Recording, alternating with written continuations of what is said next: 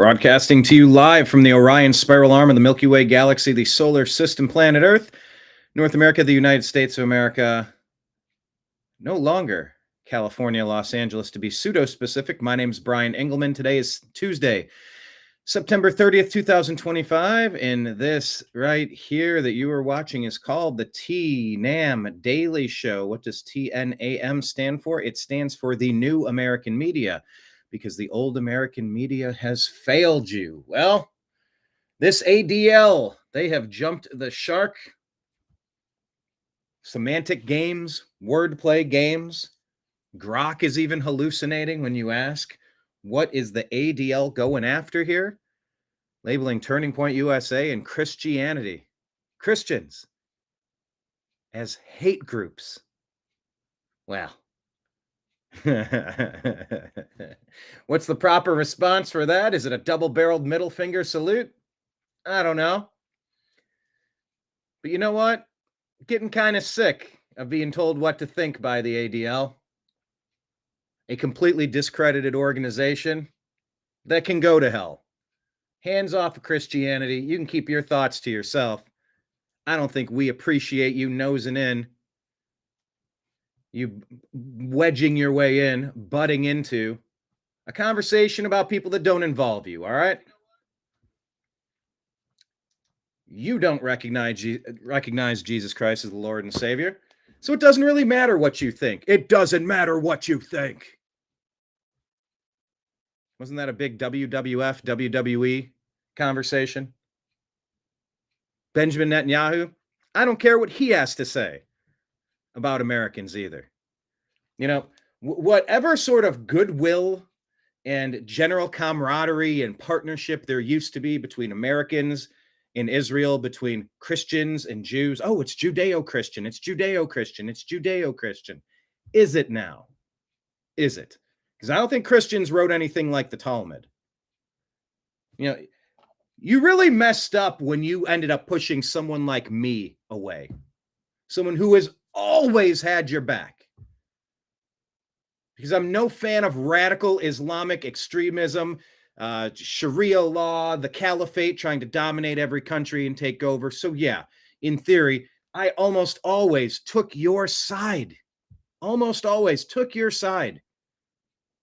Oh, there's a bus attack. Oh, there's a market attack. Oh, there's a music festival attack. Oh, there's another bombing. Oh, there's another homicide attack. Another suicide bombing. Oh, another hijacking.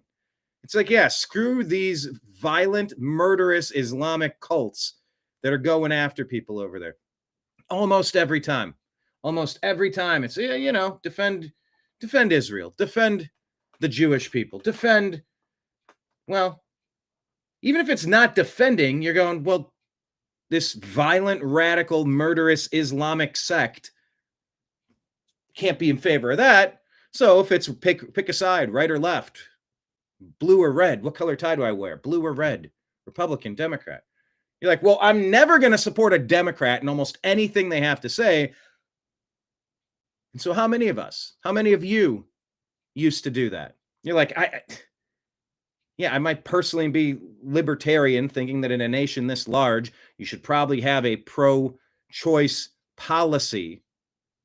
And we should encourage people to have adoptions. There's so many people waiting to build their families. Just encourage that. Encourage people to not just willy-nilly ending human life, but maybe it's the best policy. But aside from that, you look at the policies of the Democrats, and there's almost nothing to latch onto. There's almost nothing that makes sense. Bill Maher's been coming out talking about this. It's the absurdity of it all. It's the craziness of the policies that American people can't get behind. You're like, well, if I'm not a Democrat, I must be Republican. No. In the comments, raise your hand if you're a Republican. And you might be, and there's no shame in saying that, although there's tons of shame in saying that, because the Republican Party is just about as bad as the alternative. I've often said the only thing worse than a Republican is a Democrat. That is not high praise. That is not a high bar to jump over. So if you're against radical Islamic terrorist attacks, you must be pro-Israel, right? Right? The reports that Benjamin Netanyahu is running around bragging about how he has America in his back pocket. He has Trump in his back pocket. The concern about why in the world is America bombing Iran, seemingly on behest of Israel, seemingly around the same time where the Epstein files were about to come out. And oh, guess what? No, that didn't happen. Is Trump compromised? Who has this Mossad information, this CIA information? Allegedly. Right. Allegedly. Allegedly. Because the story's always been that Jeffrey Epstein was a CIA Mossad asset running a honeypot scheme, capturing as many people as possible for blackmail and bribery purposes.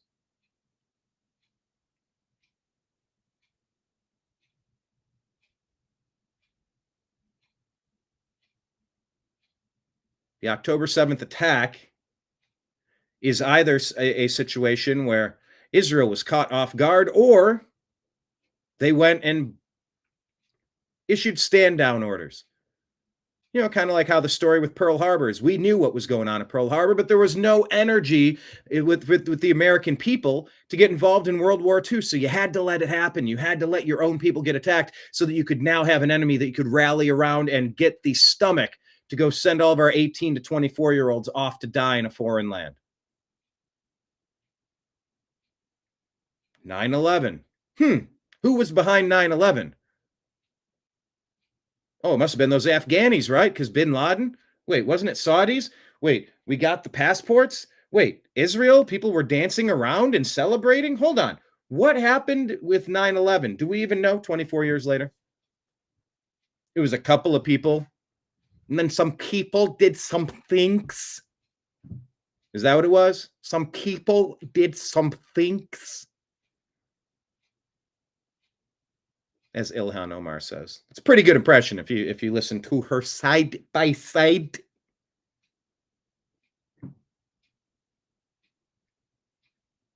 And all of this is happening when there are 10 times more questions about the Charlie Kirk assassination than answers. All this is happening at the time where Palantir and Trump are seemingly moving at breakneck speed to push for digital ID. Digital ID. Now, I want to make sure that only American citizens vote in our elections, because I have a sneaking suspicion that if you took away the fraud in these big blue states, these big blue cities in these blue states, nobody would be voting Democrat. They wouldn't win another election ever. A sneaking suspicion. But do you really want everything connected? You're not allowed to log into the internet without proving who you are? How about fuck you and fuck that? How about that? Double-barreled middle fingers to Palantir, to the digital ID system, to BB, to the ADL, to the Islamic terrorists, to anybody that wants to get in the way and start messing with your day. Is that a little harsh? Am I coming a little too hot out of the gate? Well, I'm going through these stories and they're stacking up and just getting...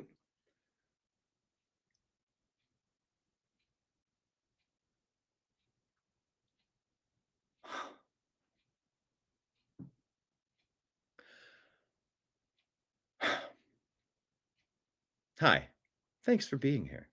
Vibe check, as Kenneth would say. Vibe check. Trash Panda votes Republican, but he's a constitutional conservative. Marion, same as Trash, conservative. F them all. Yeah, that's our new party, the party, the F them all party. I'll tell you what. Cleveland Indians. Oh, yeah, they were canceled. They don't exist anymore. They're called the Cleveland Guardians or something. In the playoffs today. Playoffs? Excited for that. That's going to be a 1 o'clock game for some stupid reason. So in about 43 minutes, we're going to get Major League Baseball. Go Tribe. Maybe I'll put them up on the screen and just leave the Tribe score. I am excited about that, but there's a lot of stories that are just infuriating today. I don't want to be lectured by Netanyahu about a single thing. 0 things. I want 0 lectures from Netanyahu. 0. Moving forward. None. Not a single one. I don't care. I'm not listening. I don't answer to you. 0. None. And the ADL coming after Christians? Nope. Not having it. So you're getting a fired up version of me today, but it's all right. I'm going to take a sip of coffee. I'm actually out of coffee. I wonder if I have time in my intro to brew a fresh pot of coffee. I doubt it. But I'm at least go get the half cup of coffee that I have, see if it can get me through most of this show. And we're going to launch it right now. This is the TNAM Daily Show, a division of the Agree to Disagree Show podcast here on the New American Media. Let's get started.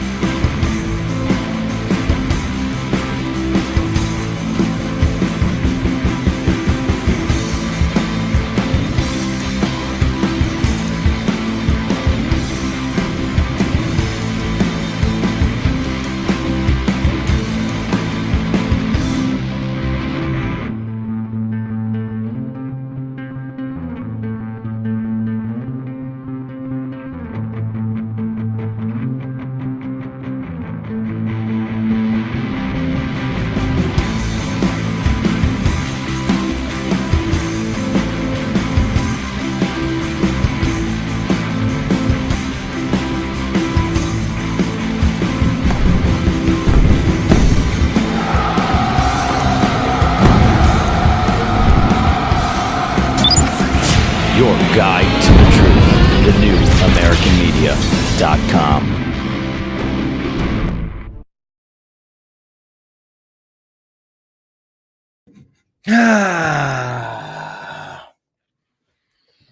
Yeah, it just sets me off, this whole ADL thing, a completely discredited hate organization masquerading as the world police of all things proper. Well, you're not. And then Grok is trying to split hairs. I'm asking, hold on a second, Grok, what's going on here? They're saying, no, Christian identity is, they are extremists. They are supremacists. They're like a group. I'm like, you're saying that the literal Christian identity is a hate group. Fuck you. No tolerance. Zero tolerance to listen to that crap. And I'm not having it. I'm not putting up with it. I'm not mincing words. I'm not tiptoeing. I'm not walking on eggshells. You are putting targets onto the backs of people at Turning Point, targets onto the backs of Christians. I'm done with it. Absolutely done with it. Done with the ADL. So that's happening. I did get some coffee. That's good. Although the way that I got started, did you hear the neck crack? Whew, that was a good one. Hello, Marion. Hello, Patriot Warrior. And everybody else, please hit like, please hit subscribe. However you are watching, if you're on YouTube, tappy tap the hearts button or tappy tap the, what is that? A confetti button or the 100 button. The algorithm likes interaction. No, I do not have time for coffee. I was able to get a half cup of coffee, but I was not I did fill up my water. There we go. Found me a cat. Hi, buddy. Mr. Nimbus, everyone. Am I making too much of this ADL story? I don't think so. I don't think people are making enough of it. Okay, for some reason, Instagram is not showing me my stories, my reels, I set up today's show. Nimbus, don't knock stuff over. Are they reels? What am I looking for? Reels, messages, notifications, profile. I don't understand what's happening because I set today's show up. Okay, now it's set up. I had to refresh it 6 times. Yeah, hi, Nimbus. Bye, Nimbus. That is true. My show, my timeline. That is true. Yeah, I have another show tonight. That'll be 6 p.m. Eastern. It'll be strictly football. Mike Barrett, Jim Mitchell, Azrael Robinson, and myself. Although not quite sure what to do with that either.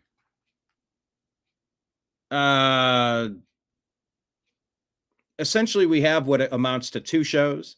One show looks backward at everything we just saw, and then one show looks forward to all the things coming up. And we're trying to do this as one show, but it's too long. It's like an hour 15, and then at the midpoint, it's about another 45. So a 2-hour show is coming in a little too long. But I don't really want to cut looking backward at all the previous games. And they don't really want to cut all of the betting tips for next week, which is fine. But I mean, if they were just both 60-minute segments and you got to do two of them, that would feel fine. 2 hours feels like a drag a little bit. I understand where some of that feedback's coming from, but I'm not entirely certain what to do with Strictly Football. I don't want to just talk about one or two games. I want to talk about the games. I want to talk about the matchups. I want to talk about Bad Bunny and the stories. And it's like we don't have enough time to do it.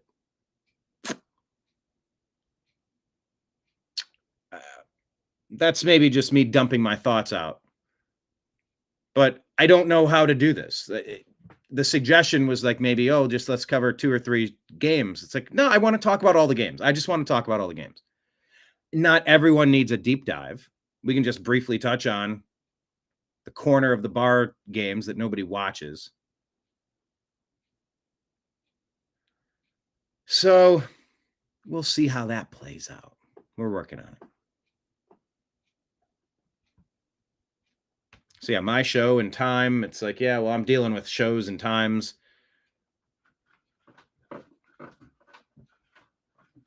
As Nimbus claws away to get into the window. You want me to lift that? Is that what we're doing? Yeah. Good. Try it now. Nimbus, take a look. Okay, I hear you purring. Do you want to step in the window now? Or are you just going to walk away after I... Okay. Knock over my phone for the second time. It's one of these days, man. Let's get into the stories.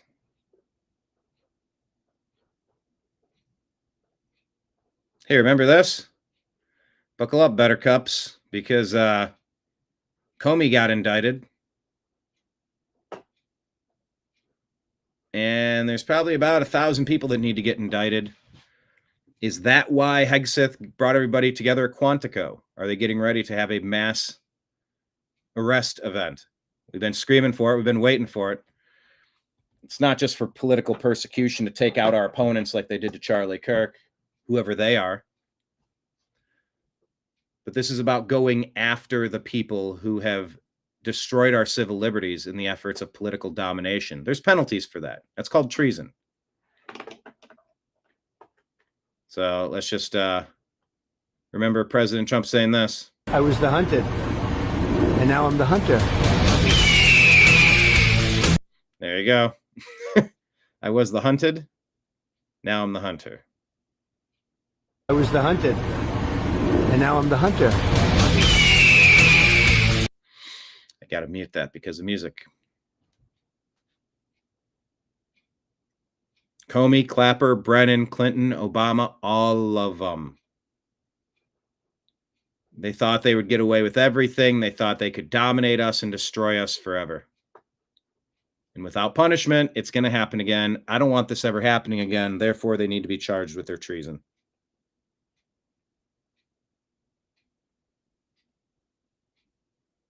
Framing President Trump, impeaching President Trump, staging a coup to overthrow President Trump, shooting President Trump, the whole dirty plot, the whole dirty plan, all of it, all the people who were a part of it.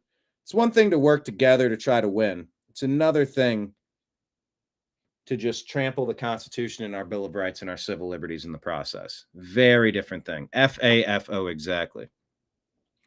Mom, what's a left-winger? Oh, honey, that's a mentally challenged person who lacks critical thinking, thrives on fear-mongering, and gets duped very easily into believing any controversial thing without evidence, dear. Is that fair? Agree or disagree? Is that fair? A fair explanation of a left-winger?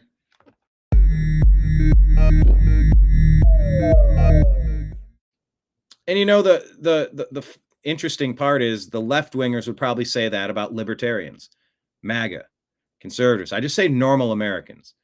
I don't like using the term Republican or right-winger or MAGA. I don't like saying it. I don't like doing it. I just don't.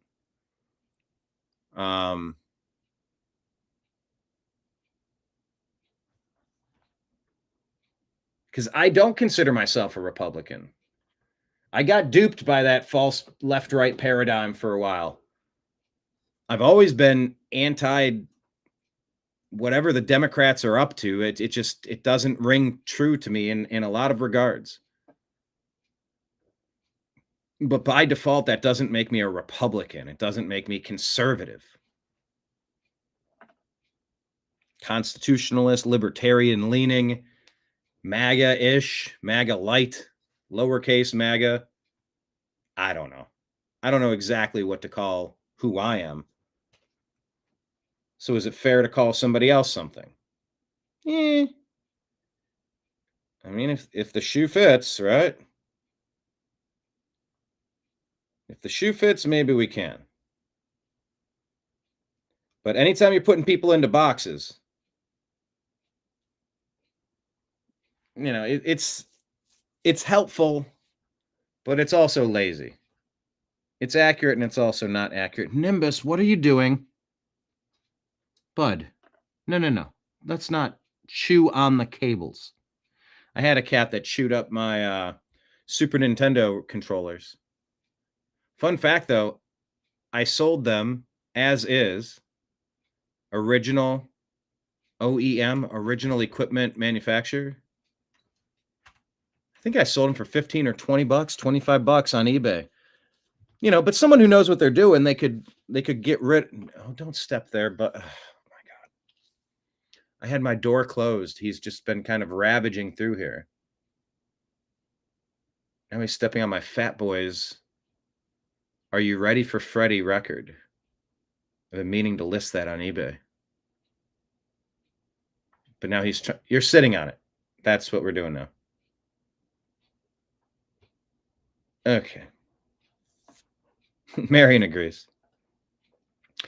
Trash Panda, yep, agree, and brainwashed by the government. Yep. Hey guys, calm down.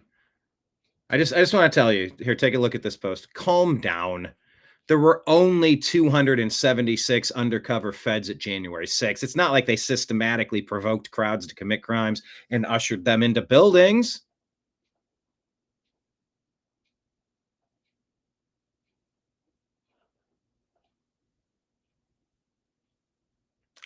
Danette, I did feed him. Sorry, I'm yelling at Danette. I'm not yelling at Danette. I mean, I sort of scolded you, but you were scolding me. Sort of. I'm testy today. My nerves are at an all-time high because of the Indians playing in the playoffs. The best of 3 series. Guardians versus Tigers. All 3 games are played in Cleveland, which is very interesting. Yeah, I felt like Nimbus would step up onto the ledge, but he just wants to sit here. Okay, now he's trying to crawl out of this. But I did feed him. I swear to you, I did. Yeah, 276 that we know of. Exactly. But some people are saying, no. We only had a few undercover. It was just that when the riot was declared, they had to... Now you're on the computer, Nimbus. Okay. All right. Come on. He's opening applications on my computer. I love Nimbus. I love having him around sometimes.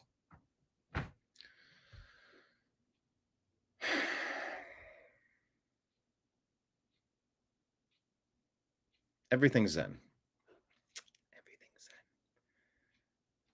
So what I'm hearing, it's like, no.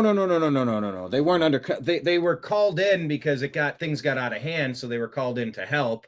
They weren't undercover, like setting up MAGA to go into the building so that they could be arrested, so that all of MAGA could be demonized, so they could try to use the 20th Amendment to say Trump, now that we stole the election from him, which is what many of the smartest people are convinced they saw happen. Are you among those groups of people out there? Do you also believe that Trump had his presidency stolen? But then it was like, well, if we can frame him for an insurrection, I don't buy again, Nimbus. I just...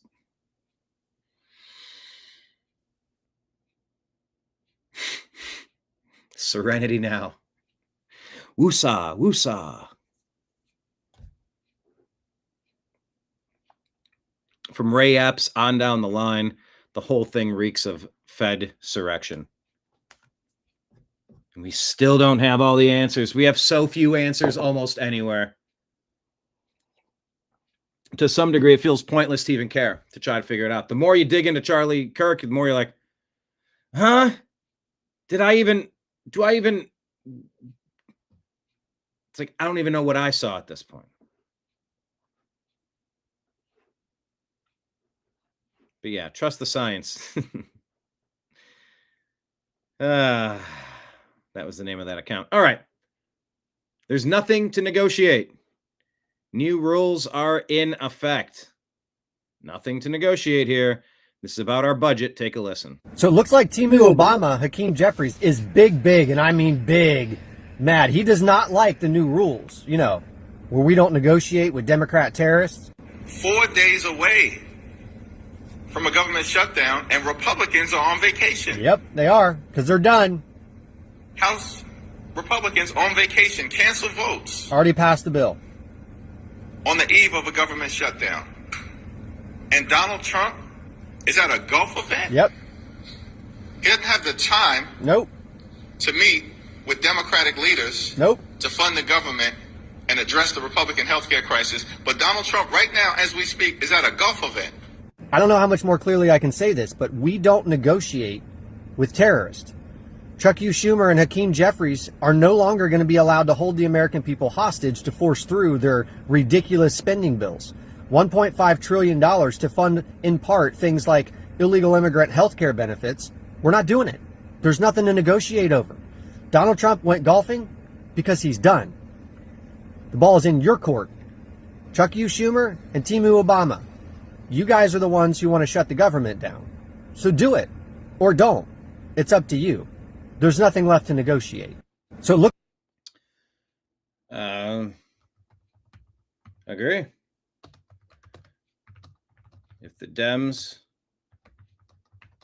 walk out, well, I'll just say agree.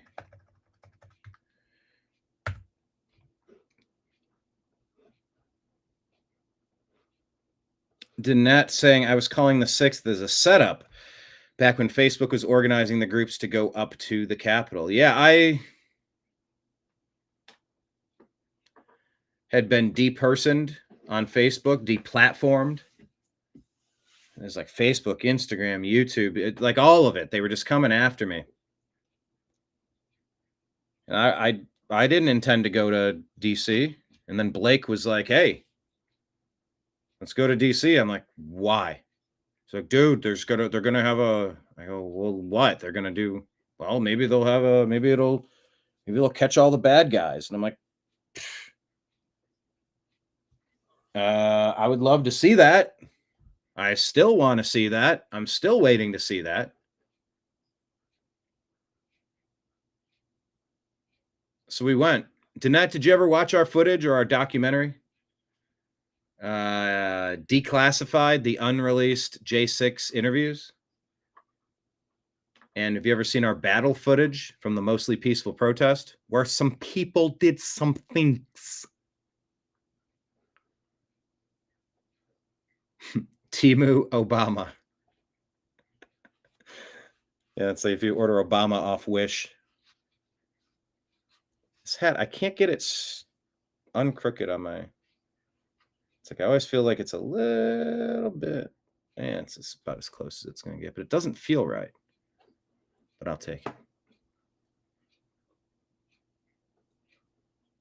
Yeah, January 6th, that was wild to be there to film what we filmed. I think we got some of the most compelling footage of the day, hands down.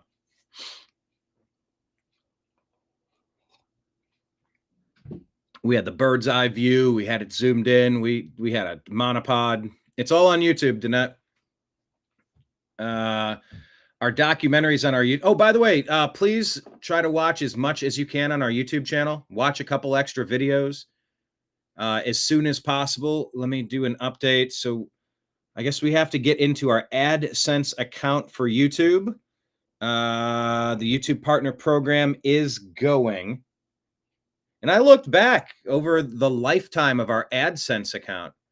Yeah, we were starting to make the thousands of dollars that we need to get by each month to cover expenses, to advance as a company. And they yanked the carpet out from underneath us. President Trump just got 25 million or something from YouTube for deleting his channel. We want $1 million a year that you removed our channel. And it's actually not 6 million from 2019 to 2025. It was from 2017. So that's 8 years. We want $8 million, $1 million a year. Trump's going to use his money from the YouTube settlement to fund the ballroom that he's building at the White House. I already know the building I want to buy. I see it. I drive past it regularly, and it's still vacant. It's still waiting for me to purchase this. So if any of our regulars out there or any of our first-time watchers want to invest in the New American Media, I'm more than open to listen. I got the building I want to buy, and I know that the people I want to hire. I know what I'd do with that $8 million. I'd put it right back into the company. But yeah, we were making thousands of dollars on the YouTube AdSense revenue. Yeah, they settled with Trump, but what about the rest of us? What about the rest of us? A festivus for the rest of us. Anyway, Danette, those videos from January 6th are on, rounded up to 10. Okay, I'm in, 10. Yeah, because I'm sure we'll have to pay some fees on that. So, yeah, that'll cover some expenses so we can walk with 8. Okay. But if you want to watch our J6 footage, it's sitting there on the YouTube channel. Now, typically between the 21st and 26th, the payment threshold is processed. I'm still learning how to do it with super chats and stuff. And I'm trying to figure. Thank you to everyone who has done supers. That would be Sam and Kenneth and Trash and Danette and the rest of you who have thrown down. It's super appreciated. Your super chats are awesome. Yeah, I'm going to have to log into the AdSense account and try to figure it out. But regarding the rest of the overview, it's on the same, roughly the same page here. We are 595 pennies in the wishing well away. 595 pennies in the wishing well away. We keep losing the volume. Let me hit refresh. I'm not doing anything. Hold on. Try it.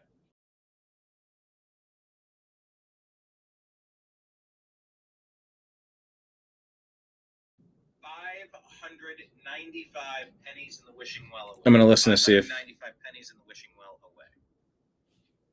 We keep losing the volume. Rest of you who have okay, I'm going to rewind it. It's super appreciated. Your super chats are awesome.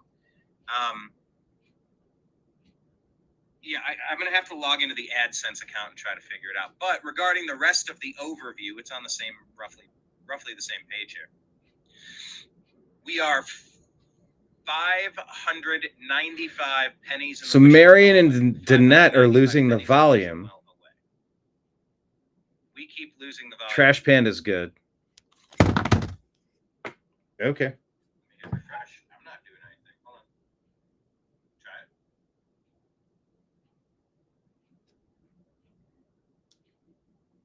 it. All right. It appears to be working. I'm going to do the best that I can.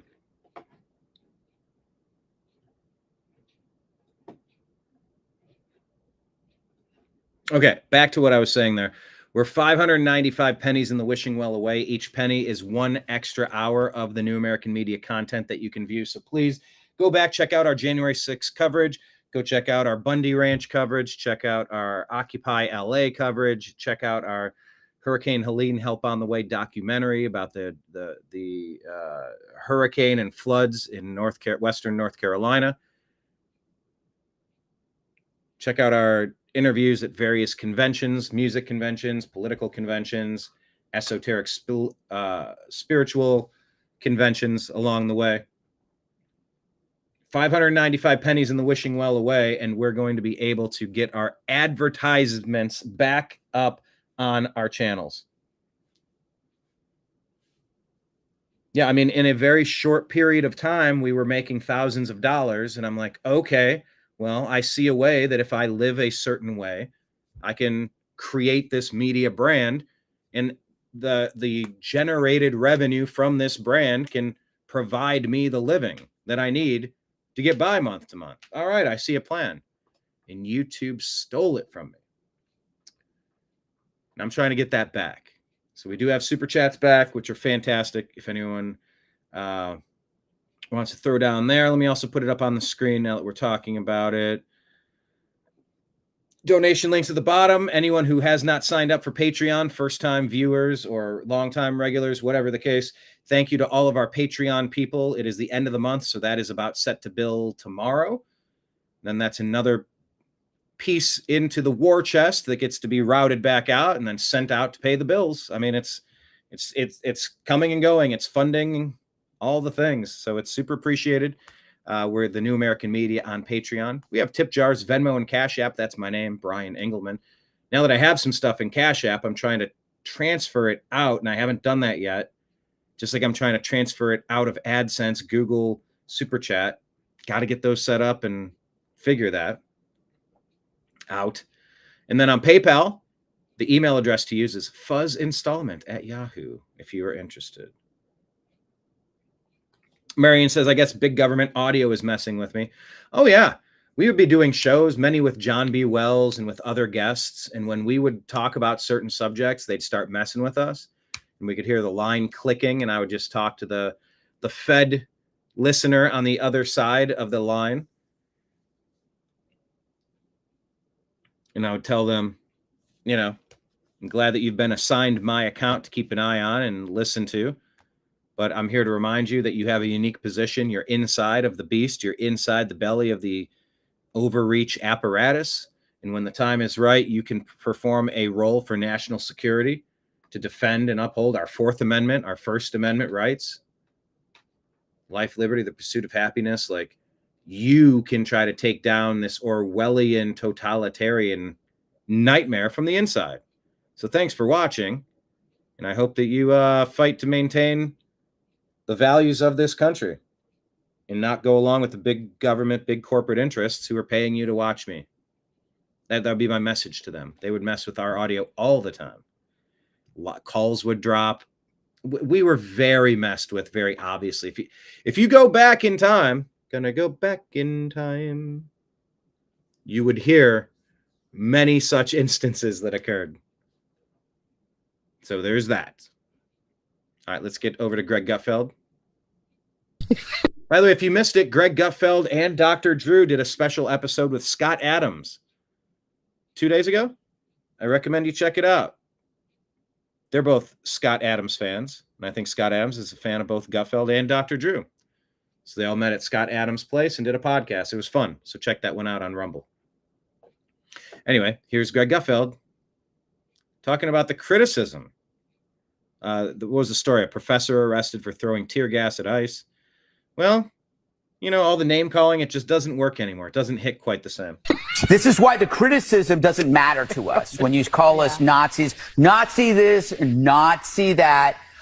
You know, I'm beginning to think they don't like us. You know what? I've said this before. We need to learn from the blacks. The way they were able to remove the power from the N-word by using it. So from now on, it's what up, my Nazi? Hey, what up, my Nazi? Oh my hey, what's hanging, my Nazi? Nazi, please. Thank God you did a hard eye there. What does it tell you, though?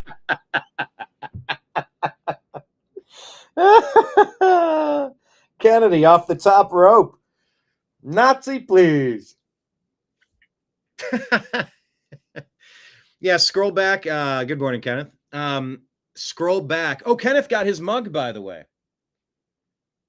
Kenneth got his mug. Thank you, John Boy. John made a batch of mugs for the New American Media. If you want to shoot a $40 super chat or a $40 tip, I will mail you a mug out right away. They're red on the inside. They're white. They're red. They're white. And then they're blue on the stars. Hello, David. Good. Everybody's showing them. By the way, here's a good reminder to click share on the show. Go ahead and send this out on X or text it to a couple of your friends. Click the share button. I know you have a couple smart friends you could invite. Please invite your fun friends to the show. I was going to say, if you scroll back to 2016, where I have photographs with Milo Yiannopoulos, Alex Jones, I also have one with Kennedy. Met her at the event at the 2016 Republican Convention in Cleveland. Cleveland, where they're playing today, baseball playoffs.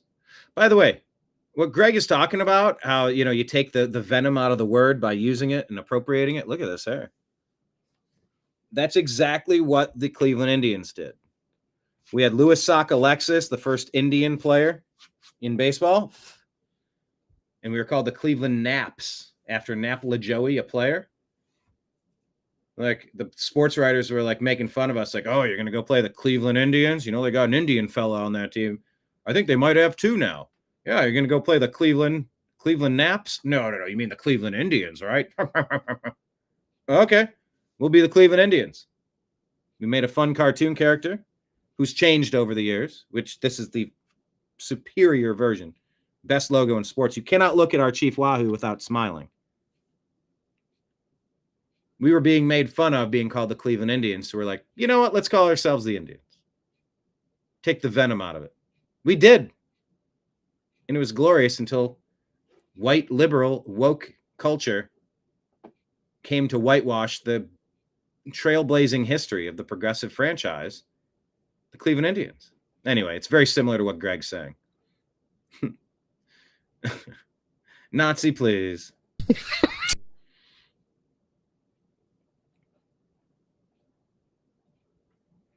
Okay, Nick Shirley's out there talking to everybody these days. Bless him. I've been out in these groups, and I don't feel like talking with these people. I just don't. Charlie Kirk, bless him. I don't feel like talking to these people. I just don't. I don't think many of them have an interest in talking. I think they resort to mob violence far too often. But this guy's been everywhere. I've been seeing his stuff nonstop. He's asking this lady, do you think Islam will eventually overtake Christianity here in America? Islam will eventually overtake Christianity here in the United States. Worldwide, not just the United States. We have people converting every day. And what leads a Christian man to convert to Islam? When they read the Quran and they find the truth, and they read it in English, and they see how peaceful Islam is. What are some large misconceptions about Islam here in the United States? Peaceful.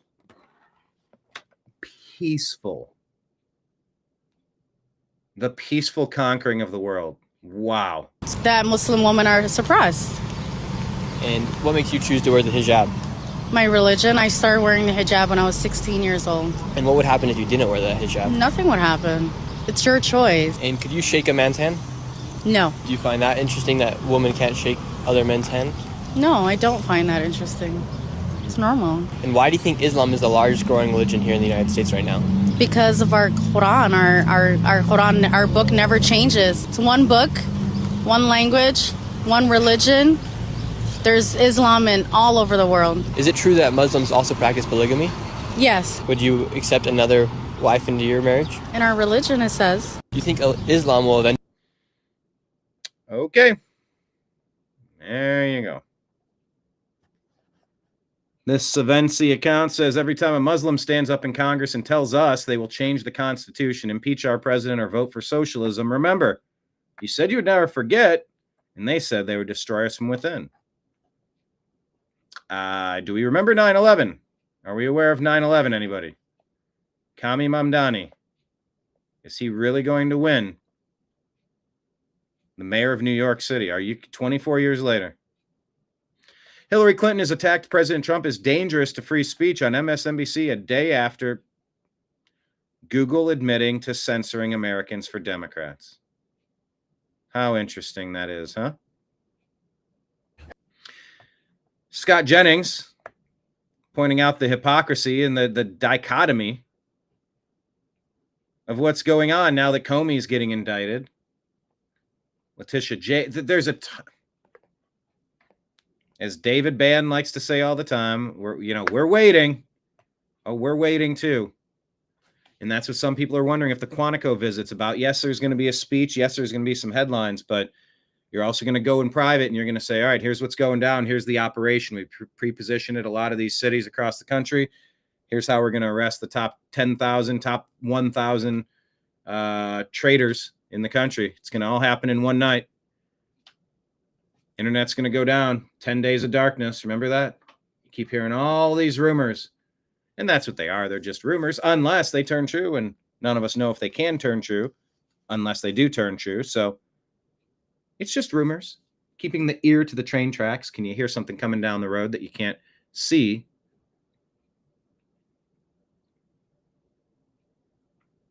Okay, Marion refreshed and got audio back. Whew. Okay, that's good. Who else had an issue with the audio? Danette, is your audio doing good, or do you need to refresh as well? Also, Danette, how's it going on the earbuds front? You need earbuds, right? We were wondering what's the cheapest, nicest version of some earbuds we could get you. Could we get a pair for $20? Like, are there Temu earbuds? David saying Islam is not peaceful at all. Trash Panda says, no, they are peaceful until they become the majority. It's interesting. With 50 Muslim nations around Earth, why are they leaving and trying to change other countries? David kind of hears the train coming. Well, I hear that train a-coming. It's coming around the bend. Well, I ain't seen the sunshine since YouTube gave me a copyright warning for humming a few bars of Johnny Cash. Well, I shot a man in Reno. Comey losing his hair? A comb over? Islam?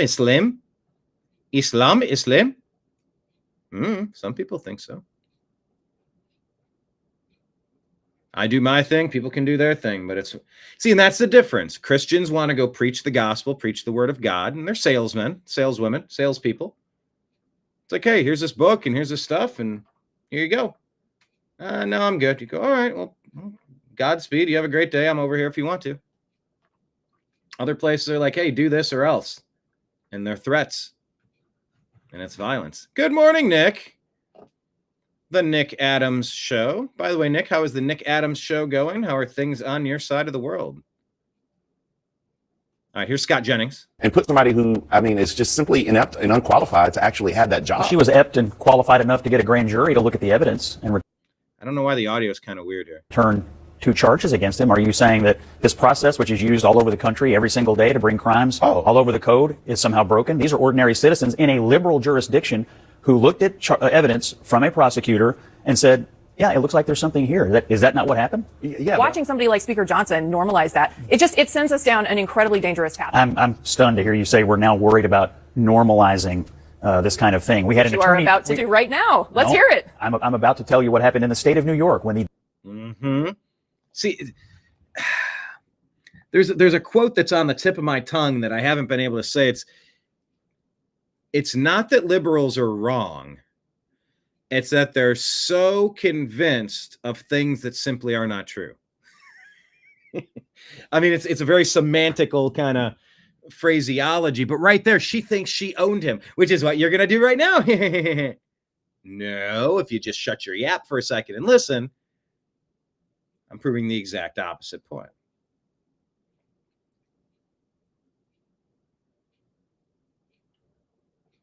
Democratic Attorney General ran an entire political campaign promising not to uphold justice, but to prosecute one person Donald Trump. And I didn't hear a lot of weeping and gnashing of teeth among Democrats about normalizing the weaponization of justice. And what we're talking about is the abuse of the system. What abuse beyond the idea of prosecuting people when Democrats were going after Trump? Were you worried about abuse?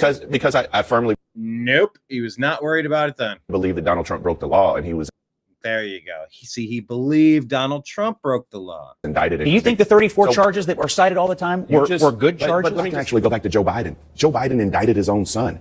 Did he deserve to be indicted? Yes. But he indicted his own son. You're saying the White House was directing. You're saying the White House was directing indictments. But you're saying they were directing indictments. That's a revelation. Have one person speak at a time. What were you just saying? Yeah, he did pardon him. And put somebody who, I mean, it's They're twisting themselves into pretzels trying to make sense of this. Nigeria.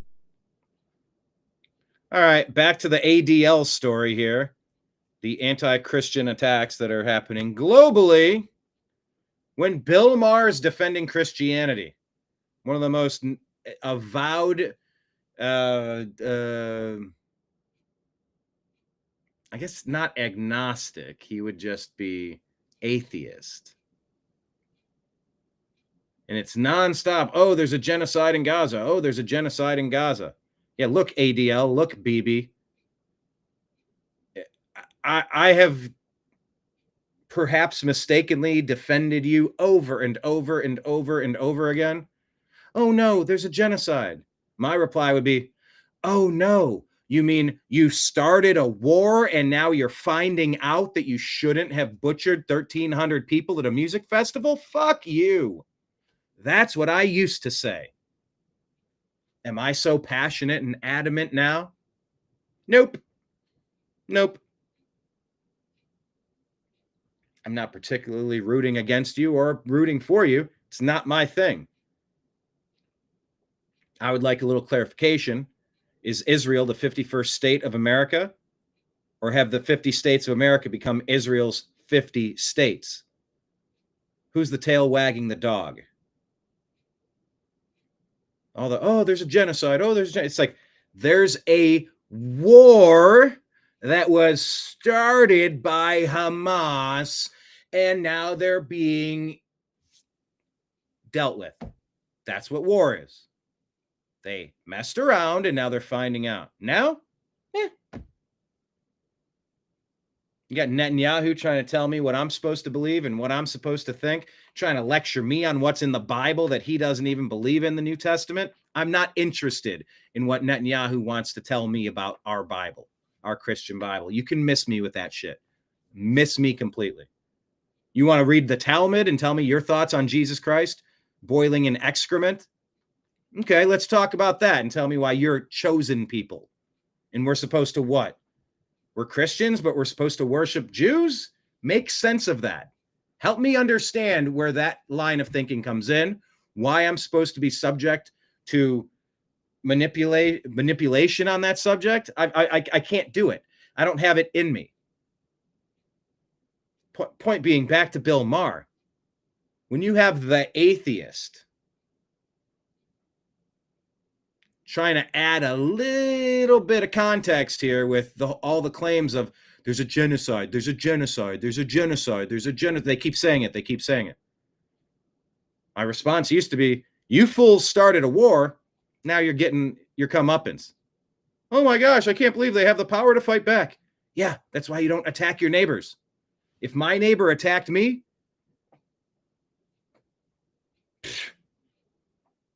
you think I'd have any problem bulldozing the house where the attack came from? That's self-defense. Meanwhile, Hamas is chanting from the river to the sea, we're going to genocide every Israeli. You're like, okay. So it's a battle of extermination, and they're both trying to not be exterminated. That's called a war. Nope, it's a genocide. It's a genocide. It's a genocide. All right, well, when Bill Maher adds a little bit of perspective to all the nonstop, rampant criticism from the left about the genocide in Gaza, what about Nigeria? What about the Christians? How is it that nobody's talking about this? When the atheist is bringing you some perspective in the room, maybe you should take a step back, listen, and reevaluate your talking points about genocide. I mean, the fact that this issue has not gotten on people's radar. Right, no one's talking about it. It's pretty amazing. If you don't know what's going on in Nigeria, your media sources suck. You are in a bubble. Not, and again, I'm not a Christian, but they are systematically killing the Christians in Nigeria. They've killed over 100,000 since 2009. They've burned 18,000 churches. Burned 18,000 churches, but butchered 100,000 people since 2009. The math doesn't even math. That doesn't make sense. And everyone's reporting it. Except all the leftist outlets, because they only care about one type of genocide. That's if you could be pro-Hamas, pro-Palestine, anti-Israel. That's the only genocide that they're going to report on. Oh, maybe a stray story or two here or there over the years about Nigerian Christians being slaughtered. Maybe a couple of stories. But no, it's 99-1. It's all about Gaza. All about Gaza. Nothing. Next to nothing about Nigeria. David says, I'm tired of hearing all the bullshit already, and I really don't care anymore. If anyone wakes up, pull the plug. Nick is saying, it shows mostly short-form content, but he does still upload recently. I do still upload regularly. There you go. I finally found a job recently. Good, good, good, good, good. What's happening? All these Temu comments. I think Temu Obama. Cow-shaped tea set off of Temu.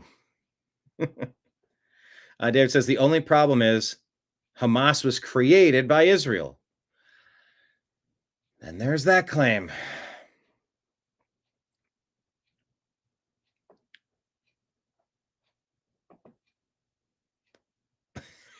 I don't know all this Temu stuff. Bill Maher, if you're gonna constantly whine about one genocide, how about you talk about all of the genocides? This is so much more. These are the Islamists, Boko Haram. This is so much more of a genocide. And by the way, some reports say that Boko Haram is getting their money from guess where? Type it in the comments. Where was Boko Haram, the radical, violent Islamic extremists, the butchers? Oh, it's such a peaceful religion of dominance and conquering. Take a guess. Type in the comments. Where was their funding coming from, according to some sources? Boko Haram. They're butchering all those little girls, kidnappings and rapes and all sorts of disgusting stuff. Some of those reports say U.S. aid. Do I even trust Grok enough to ask? Probably not. I'm arguing with Grok right now. Grok has changed. Not in a good way. Something changed recently. Attempt than what is going on in Gaza. They are literally attempting to wipe out the Christian population of an entire country. Where are the kids protesting this? Yeah. Thank you. Thank you. Because no one will talk about it, so thank you. Absolutely. Nigeria. Bill Maher, thank you. A broken clock is right twice a day. Yep, there are reports that it's U.S. aid that was funding Boko Haram. Yeah, or Israel, or the CIA, or what's the fucking difference between all of them? You just get the whisk out and you scramble all the eggs together. Yeah, let's get a little CIA, yeah, a little NSA, maybe a little FBI, maybe a little bit of this, a little bit of that. Oh, I got to put a big dash of Israel in there. Let's just whisk this all together and make the scrambled eggs. Oh, got to add a half a cup of U.S. aid. Let's scramble this up nice and get us an omelet of shit. U.S. lemon aid? Yeah. Yeah. Just rumors, by the way. Just as I was scrolling, I saw Boko Haram, U.S. aid funding, and fine. On another day, I'm going to do some research. I will not report something to you as fact if I've scrolled across it as something I've heard and I want to do a deeper dive into. I don't give you raw facts when what I am repeating are just things that I've heard, Part of this show is just dump it. Like I said, we dump the trash on the table. The trash pandas, the T-damn trash pandas. We rifle through the rubbish, separating fake news from fact. Nigeria. Christian genocide. And the ADL comes out and labels Christians a hate group. Turning Point USA a hate group. Fuck you, ADL. Fuck you. Joe Rogan has thoughts here about Islamists conquering the United States. Do you agree or disagree with Joe? Worst case scenario is a state adopts Sharia law. This is worst case scenario. Yeah. And I think all these people that would cry against the concept of Islamophobia really need to understand what that means and what you're talking about. And to say that that's an outrageous and ridiculous idea that's never going to take place, it's kind of already worked its way into some societies. It has. It has. It has. And there are, is it Minnesota that has call to prayer? Like, is it Minneapolis?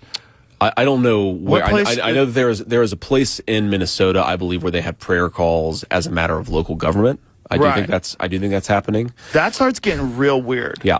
Well, Stuff like that starts getting real weird. And when you have people that are openly saying our goal is, and they've talked about this in Toronto, like activists have said, our goal is to outbreed everyone who is not Muslim and vote it out and put Sharia law in place. Yeah. Okay, so would you like to see Sharia law in Canada replace Canadian law? At some point it will. You know, because we have families, we are making babies. You're not. Your population is going down the slump. That's right? Yeah.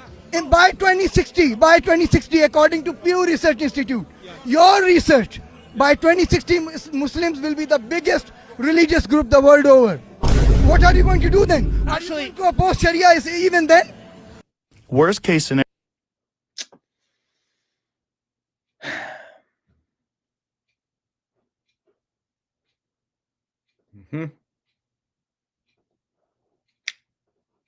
That's just some context. Hey, The Blaze is reporting a sick Halloween display in Houston neighborhood depicting two mannequins wearing MAGA hats hanging from gallows with a Mexico flag flying overhead.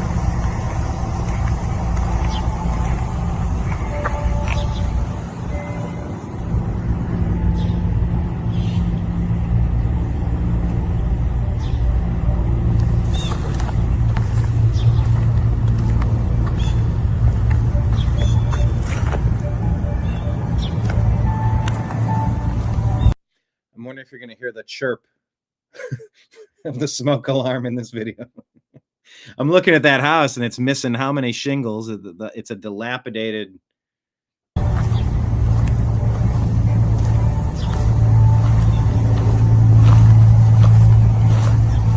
Mexico flag. I mean, I don't think it says Make America Great Again, but the red hats, I mean, you know what that means. Although Republicans wouldn't wear masks.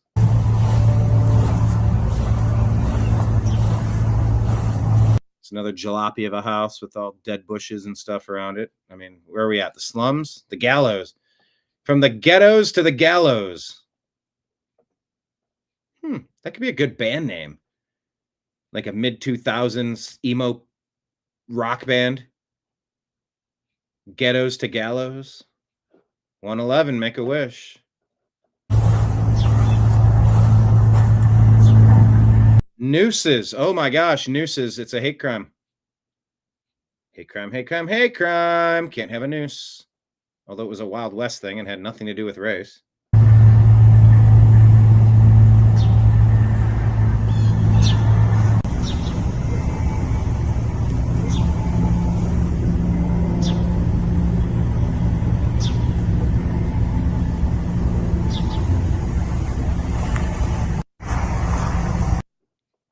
So yeah, that's the Democrats really taking the temperature down. Nope. They're putting more targets on people's backs. So plan accordingly.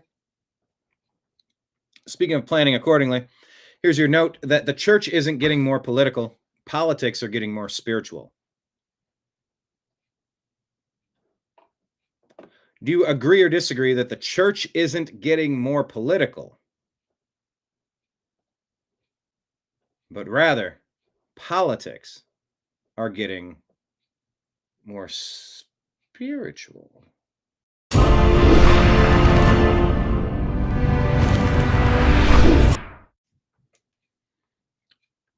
The two churches I went to in the last 3 weeks, they left a little bit to be desired. So I'm not entirely certain if I have an eagerness to go back. I want to hear about how the shepherd defends his flock. I don't want to hear whataboutism. Oh, well, there was a lawmaker in Minneapolis, Minnesota, who, yeah. That was a Democrat too. Well, on both sides. No, both sides. There were at least 2 assassination attempts on Trump. Successful attempt on Charlie Kirk. Allegedly, because now there's trapdoor theories and they demolished the whole site. The Dairy Queen was taken down. The Dairy Queen, where this kid was on camera going there, they emptied the whole place and shut it down right after. They took all of the area where Charlie Kirk was, where he was giving his speech, and they've renovated it all already. They tore it apart. No more forensic evidence, no more testing. Just destroyed it. Because that's the normal reaction. I guess normal reactions ain't that normal these days.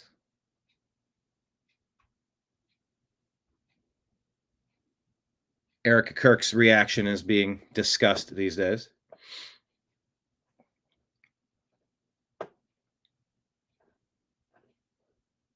Church's Fried Chicken. No, not Church's Fried Chicken. Marion kind of agrees, but there are some questionable mega churches, in my humble opinion. Oh, yeah. What a movie we're in. What a simulation. What a video game that's been created.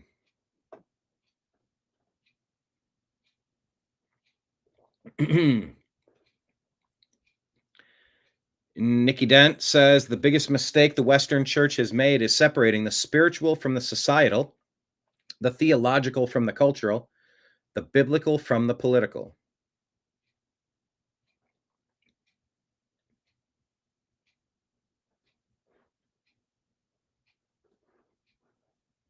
Anyway, that's a whole thread you could dig into if you wish.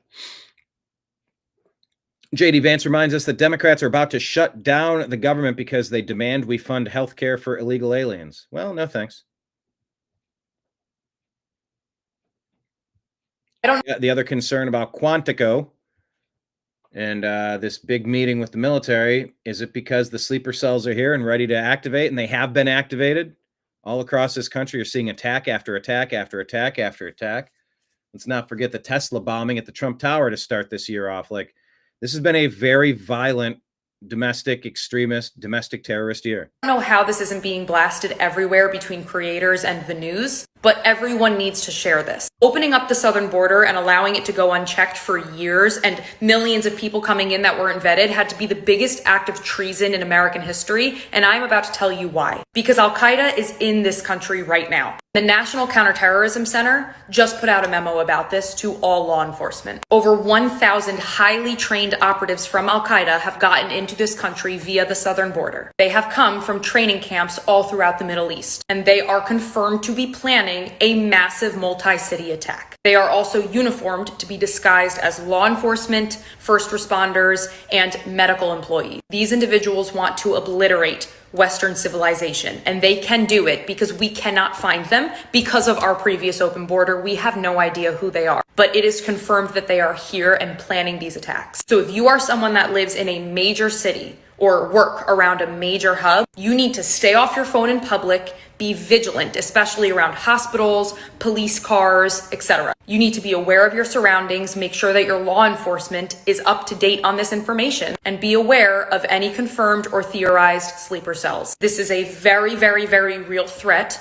None of this has been exaggerated. And be aware that the goal of these attacks is mass casualty. Again, I do not say this lightly. I have no idea why nowhere is covering it. on the news or on social media. It's literally nowhere. Maybe it's because they don't want to scare people, send people into a panic and shut down the country, but the public deserves to know this information. Again, this is coming from our highest level of intelligence. It has been confirmed, and there's really not much that we can do considering we cannot track these people. Terrorists, please be cautious. I don't know how this isn't being blasted. So act accordingly, people. President Trump, this is change in policy, it seems. One of the most powerful deterrents we have to violent crime is the death penalty. As you said, your administration has taken bold, decisive steps to ensure that Washington, D.C. is once again a safe and secure city for its residents and all who visit. This is a presidential memorandum that directs your Attorney General and your U.S. Attorney for the District of Columbia, Judge Jeanine Pirro, to fully implement the death penalty here in Washington, D.C., where the evidence and facts of a case indicate that the death penalty should be used. Okay? Everybody understand? Death penalty in Washington. You kill somebody, or if you kill a police officer, law enforcement officer, death penalty. And hopefully there won't be that. So again, it's way down. I mean, we have had week after week after week where we haven't had a murder. I said that the other day in front of the president of Poland. One of the most powerful deterrents we have. Some people argue it's not a deterrent. This lady shares a story about how she gave birth to a son. She said she was raped and she carried it to term, and she didn't even intend to talk today, but she gave the speech at a Charlie Kirk event. You can watch it. It's on our Instagram feed. So J.D. Vance and the Trump administration dismantling networks who are fueling political violence. here's my sacred obligation to you, to all the law enforcement, but every person, whether they wear a uniform or not. Over the next couple of years, the Trump administration is going to do everything that we can to dismantle the networks, to destroy the funding, and to make it harder for people to kill one another just because they disagree with what somebody says. That is what we're going to do. We're going to fight for it. So here's... Dismantle the funding mechanisms, please. All right, here's Hardy Boy. What do you think? Where do you think the... All right. I'm trying to ask this question. There's too many questions. Do you think Charlie Kirk was assassinated? I have to start there. The answer is no. Let me ask, what do you think happened? Now, if the answer is yes, where do you think it came from? Here's a theory that's gaining a lot of traction right now. This device that was on his chest was the explosive device. Look at that. You can see the round. You can see the compression. So I want you to watch this video, and then I'm going to play the necklace one after this. Check this out. Counting or not counting gang violence? Great. In America, over the last 10 years. Counting or not counting gang violence? In America, over the last 10 years. Counting or not counting gang violence? Great.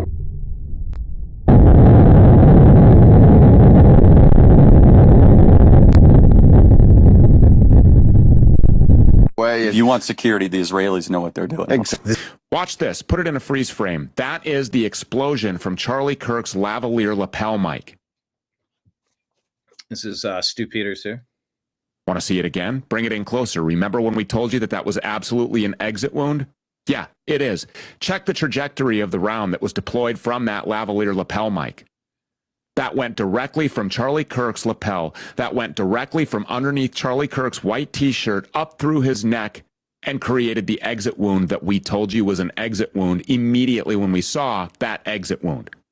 First we had exploding pagers. Now we have exploding mics. Do you remember the vector analysis from John Bray? That proves that all of the activity came from the mic that Charlie Kirk was wearing. Remember the palm gun guy in the brown shirt, that shadowy looking guy with the sunglasses? Yeah, he pushes the detonator. Clear as day. Counting gang violence. Great. Great. Great. Great. Over the last 10 years. Counting or not counting gang violence? Great. guy that pushes the detonator, which perfectly aligns with the explosion that pushes that projectile through Charlie's right side of his neck and out the left side, creating the exit wound.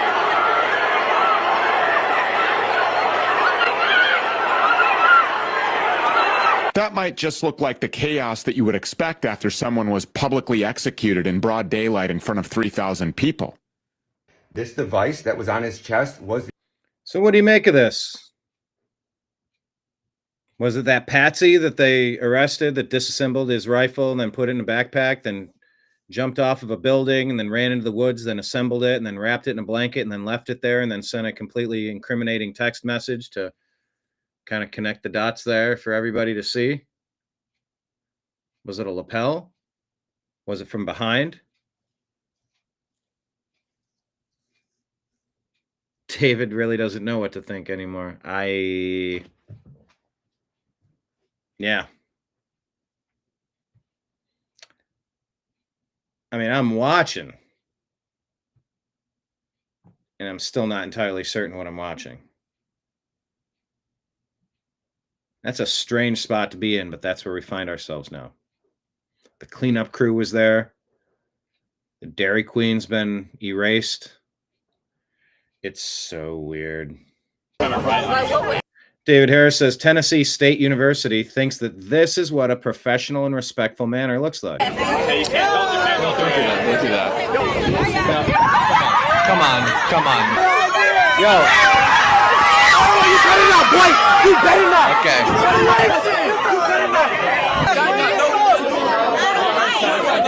Bring the sign back.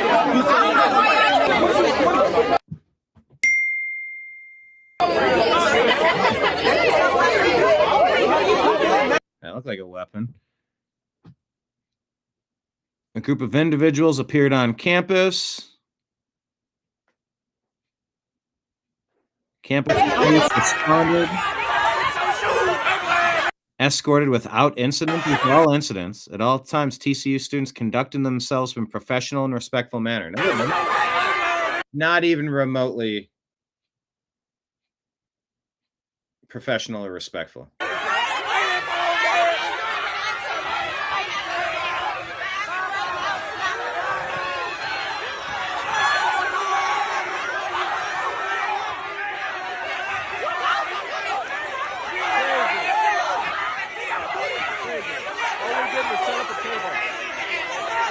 We're gonna do like a little end live pre-game or post-game situation here. We have 500 people watching.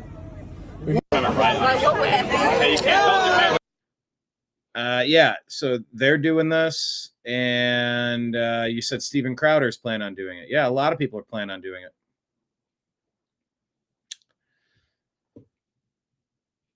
it. I mean, you're gonna let him win? Violence if I disagree with you, like that's not the American way. But those university officials need to be holding those students accountable. That's theft, that's destruction of property, that could be any number of 20 different charges.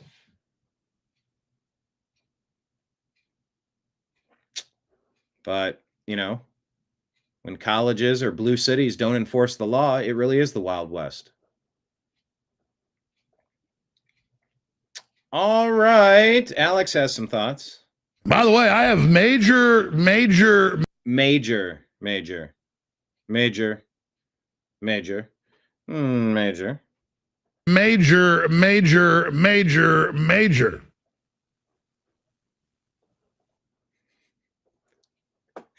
wonder if we need to make some hats that say, damn those Dems. Damn those dirty Dems. What is up, Chris?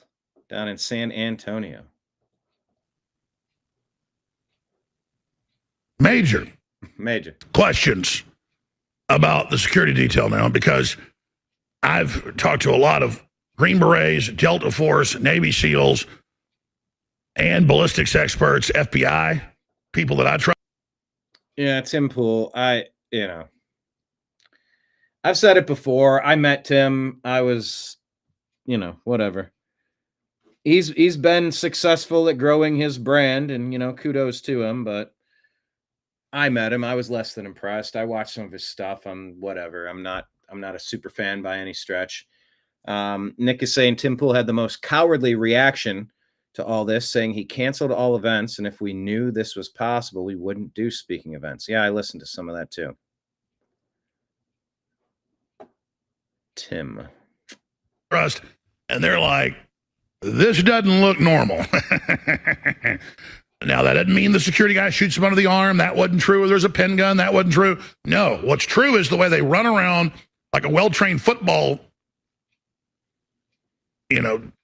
offense in these weird routes, grabbing things the second he shot and taking photos of him 1 second after he hits the ground with their meta glasses. I mean, it doesn't look good, folks. And all I'm trying to do is cover the facts here, ladies and gentlemen. But I'll tell you this, everything is starting to really focus in, at least in my view, on Kirk's security detail.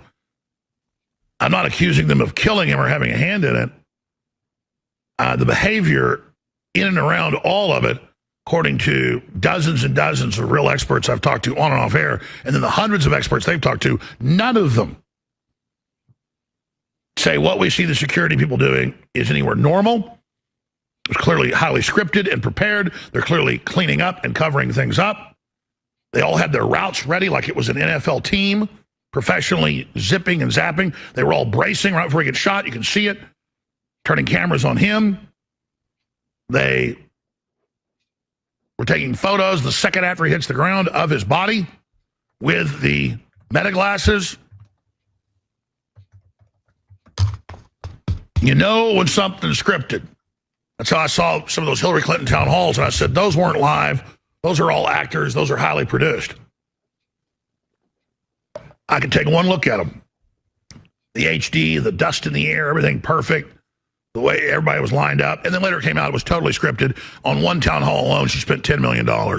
Multiple days of production. It was totally fake. Totally scripted. All actors. Well, I know when something's highly rehearsed. Anybody does. But talking to security experts, it is bad. And again, people said, oh, his security is Israeli. And it turns out there was a firm he used until years ago that had done some work, like any big firm does. But the firm before that, zero work with Israel. And the group they all blamed as being his current security hasn't done stuff for him for years. And it's a Christian organization with no ties to Israel. So now it's Israel. People had to back off, go, ooh, don't sue us. Okay, sorry. See, oh, wasn't Israeli security. So all I'm saying is, folks, we cannot just jump on things, and every new theory is exactly what happened. But as we hone in more and more, as the official story falls apart, we're getting a very good idea as time goes on. And in the next few days, I will be having some guests on, and maybe even sooner, going very, very deep down the rabbit hole. But I'm making phone calls. The way they're passing stuff off to each other, very coordinated. You talk to people behind the scenes, find out what they know. But believe me, I'm on this like white on rice. By the way, See, and there's a comment here. Anyone else kind of wonder if he's actually alive, staged his death because they knew a threat was coming? It would explain Erica's poor emotional acting, the inability to determine who actually killed him, the trap door, all the holes in the story, far-fetched but possible. I mean, this has turned into an all-on conspiracy.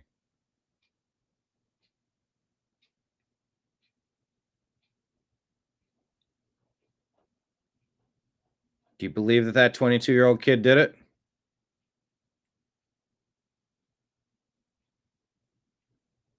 Yeah, and why does it look like the one guy pushed him out of the chair when he was falling? Sort of did look like that. Yeah, but maybe they feared there could be a second shot. That's a good answer to that. Why wasn't there an ambulance on site like Trump always has? Why didn't they have a kit there with extra blood and tourniquets and stuff just in case something happened with his blood type in it?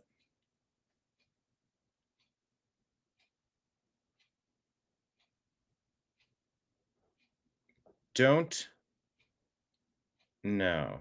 Someone else is wondering if we swapped out Alex's again. This looks like Alex 1.0.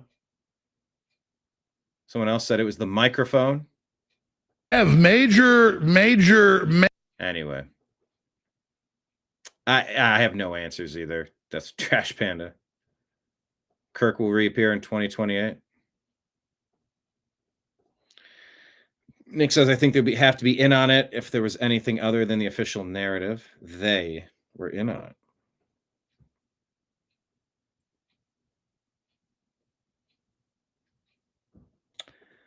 I mean, we agree on Timmy. I didn't have a good impression of Tim Pool. I never have. I tried. There are some. How do I make this point without doing the exact opposite of what I'm trying to say? This is difficult. But if you listen to the show regularly, and I know many of you do, on various platforms, and thank you for being here, hit like, hit subscribe, hit the hearts button, hit all the stuff on YouTube. By the way, we have super chats if anyone wants to throw anything in the tip jar. New watchers. We also have New American Media mugs if anybody wants one. Shoot $40 donation over, and it'll include shipping. We'll get this to you, the New American Media mug. Okay, so here's the point I was going to make. There are some political commentators who spend a lot of time talking about other political commentators. Yeah, they are completely rebuilding the whole area as well, where he was carried to the vehicle. It's but there are some commentators, pundits, who spend a ton of time discussing other pundits. And I guess I cover the news, so I will listen to what other people are saying, but I try not to make Alex Jones the story of my story. I'll make the stuff he's talking about the subject of the story, not him personally. But I do know some people that go really deep down rabbit holes, going off and going in and on and on and on about other content creators. I don't particularly do that as a standard protocol on my side. I don't know. I think it's kind of BS. I don't quite care for it.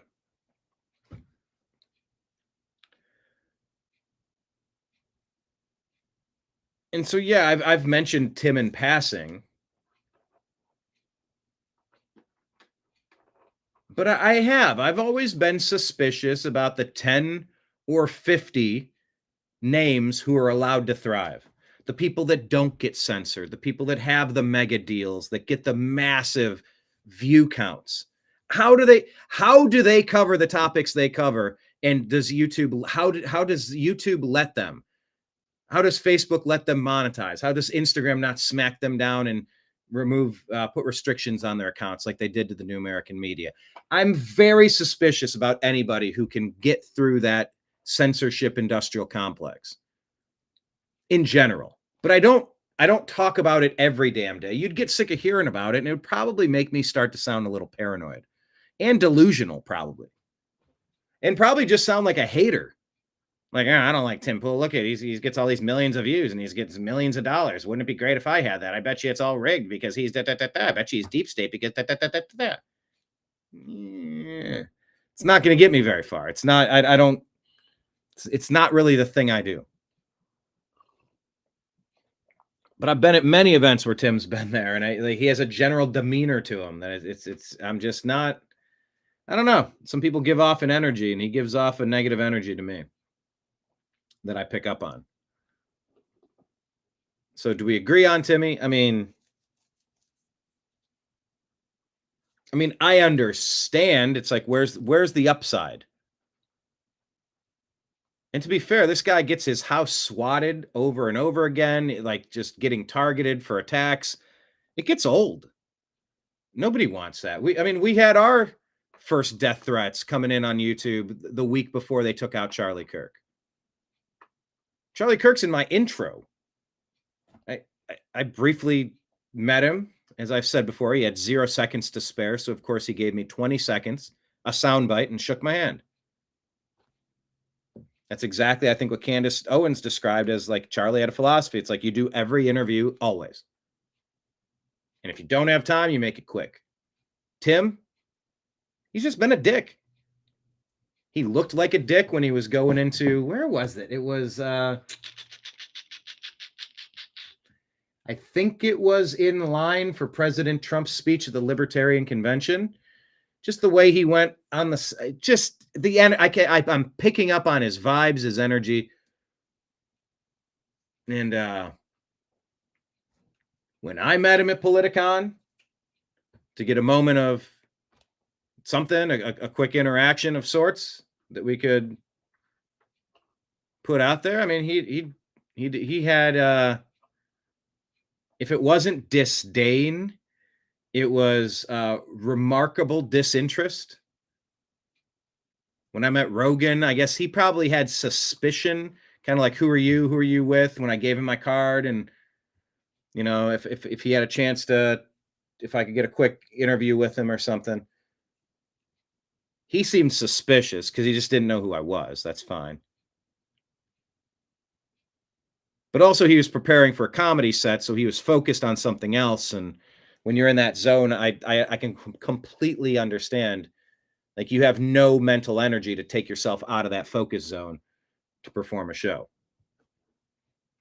I don't know. Whatever. I can't fault Tim for saying, I don't want to do these tours. Look at this. There's no protection on these campuses. And the assassination culture of the left has gone through the roof lately. So, I don't know. I don't want to defend Timmy, but also, what sense does it make? Obviously, you don't want to let the terrorists win, but also, is it a really good idea? I don't know. So I take your point, and I also kind of see some of the others. Kenneth says Tim has gone off the deep end of the pool.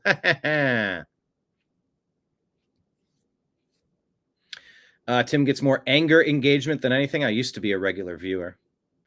Yeah, see, I have Kenneth here.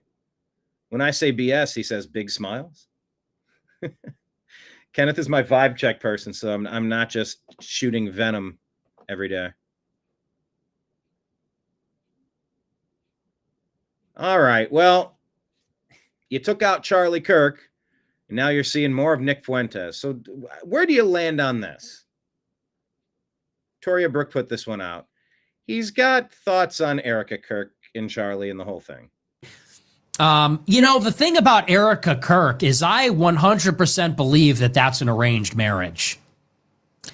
Charlie and Erica, I do not believe for 1 second that they met organically.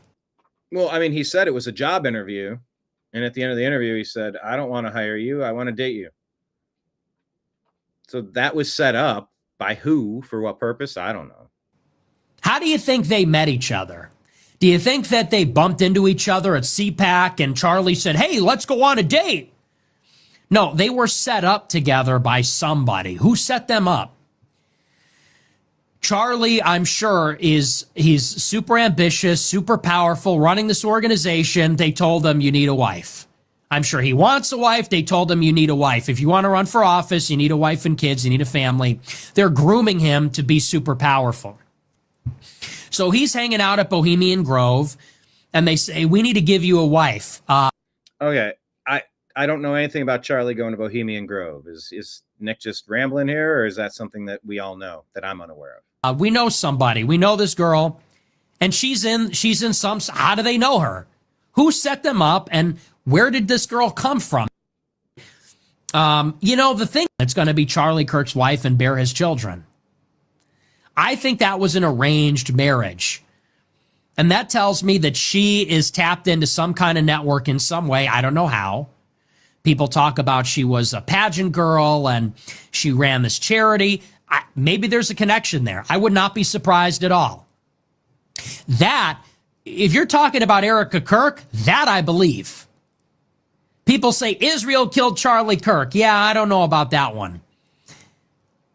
Let's look at the marriage. Erica Kirk is now taking over Turning Point. That's suspicious as fuck. Because... Is it suspicious? Who else would do it? Kenneth Warner, 'twas staged to protect Charlie Kirk. I don't know. Do you find it suspicious that Erica Kirk is taking over? Like, who else is supposed to take it over if it's not her? I don't know if I buy into that right off the bat. Like, that's who's left. What we are being led to believe is that Erica Kirk is the archetypal trad girl. Isn't that the perception they're cultivating? When you look at some of these clips, she's supposed to be the ultimate trad wife. She's speaking at the Young Women's Leadership Summit. She's on pod. It's going to be Charlie Kirk's wife and bear his children. This is in several clips. I got to keep switching it over. I wish I could just listen to it. Podcast saying, oh my gosh, I can't focus because I'm so in love with Charlie. If he's here, I can't focus. I'm so smitten. Like, that's the character that she's playing. That's the character that they're selling us. Her husband gets shot in the neck graphically in front of everybody. Shouldn't Miss Tradwife, shouldn't she be like despondent? And I'm not trying to judge how people grieve. It's not our position to judge how they grieve or what their response is. Maybe she's just got unbelievable resolve.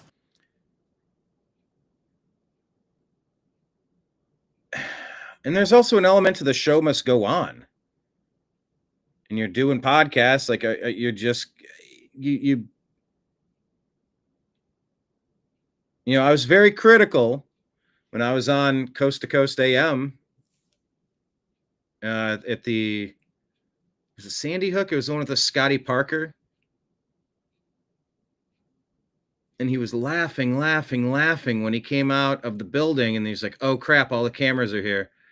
And then he took several breaths.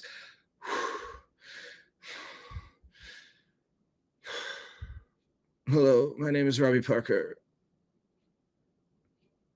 And it felt like it was acting. But I crack jokes at funerals. I crack jokes at inappropriate times. I try to find laughter in things, and if I can find something to laugh about, man, it's something I've said for a very long time. Laughter truly is the best medicine.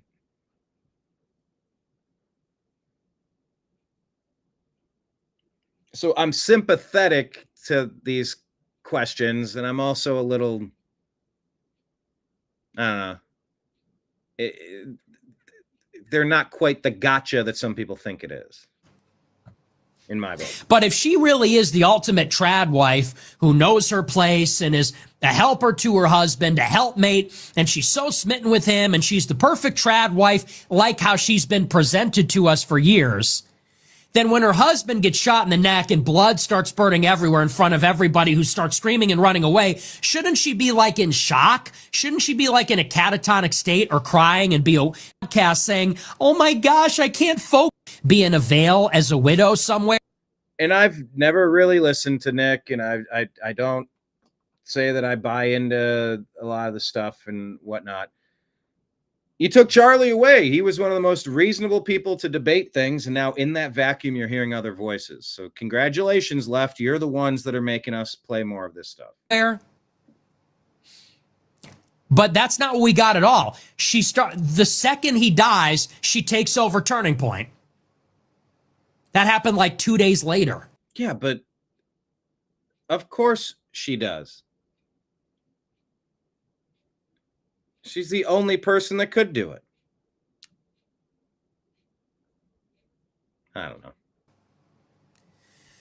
She's all of a sudden the president of this $500 million organization.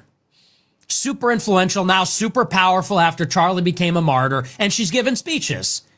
She's given a speech, and the speech, I'm sorry, it's totally canned. The first speech she gave next to his empty chair, she's like, doing this weird affect, wiping away tears that aren't there with this scripted speech, you know, the battle cry of this widow, the cries of this widow will echo like a... And then at the WWE Memorial, she comes out to fireworks and she does this like she's Mary in her white, be in a veil as a widow somewhere. But that's not what we got at all. The second he dies, she takes over Turning Point. That happened like 2 days later. She's all of a sudden the president of this $500 million suit. Her white suit, her makeup, her hair did, and she goes out with fireworks at her husband's fucking funeral like this. She fucking posed. Did you see that? And then she goes up and says, yeah, I'm running Turning Point now, and this is how... It's giving me like Claire Underwood vibes. I think that was an arranged marriage, and either she was like a handler or she was... she had political ambitions of her own. But yeah, I don't know. Look, who is Erica Kirk now? This is a person that is being foisted on us. And look, don't get me wrong. You lost your husband. I am deeply sorry for you. I really am. I'm praying for you. I am deeply sorry for you. I can't imagine what you're going through. Suit. But you becoming president of Turning Point and now being foisted upon us, that's an altogether different story. You know, it's like I said on Monday, and Alex Jones didn't like this. He said it was mean. A lot of people didn't like it. Well, yeah. Nick is saying I can't listen to or watch Erica. Something very off-putting there from day one. I didn't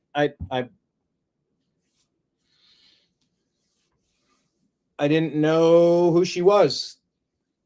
You know, I saw some Charlie Kirk videos. I wasn't a super fan. Not to say I disliked his stuff. I wasn't exposed to much of it. No, I didn't really know the story. I've been catching up on some more of it over time. And people have concerns and questions about how everything played out. I found it weird. Here's something I didn't hear anybody mention. President Trump went and spoke at the Charlie Kirk Memorial that, yes, it had the vibes of a WWE wrestling event with all the fireworks and stuff. It was a huge gathering. President Trump didn't mention that he got shot.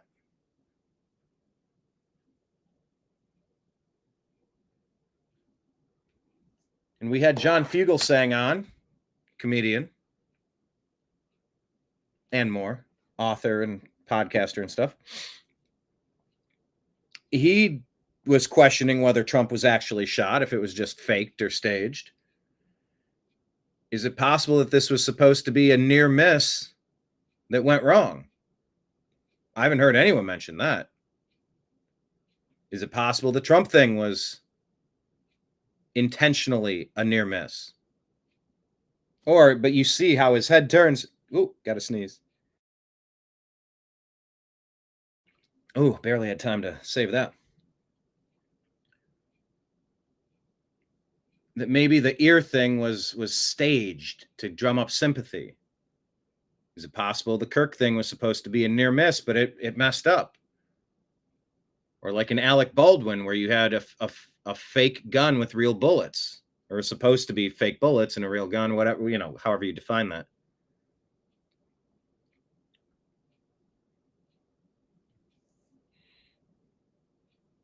I don't know. But I found it weird that President Trump did not mention getting shot when he gave the speech at the Charlie Kirk Memorial.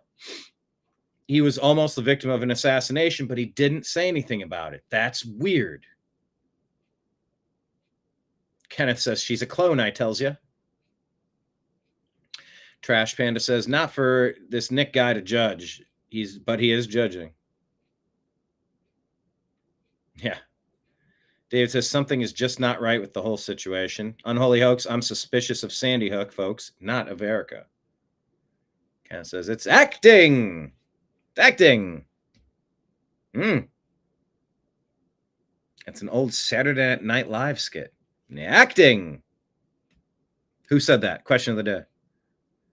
Kenneth, she's a Tesla Model 2.1. No, she's a model. No. David says he has a point. No questions asked. Trash Panda says, dude, if you're married and you have a house and your spouse dies, you don't give the house to someone else, you moron. Yeah, you've never heard of this guy. Well, you're going to hear about him. Him and Andrew Tate and Milo Yiannopoulos. There's some more voices that are coming out of retirement and other voices that are going to be elevated now that Charlie's gone. They call it a power vacuum. Nature abhors a vacuum. Something will fill the void. And I've always tried to keep distance between Alex Jones, Nick Fuentes, all sorts of places that just, and it doesn't mean I have to be aggressively anti.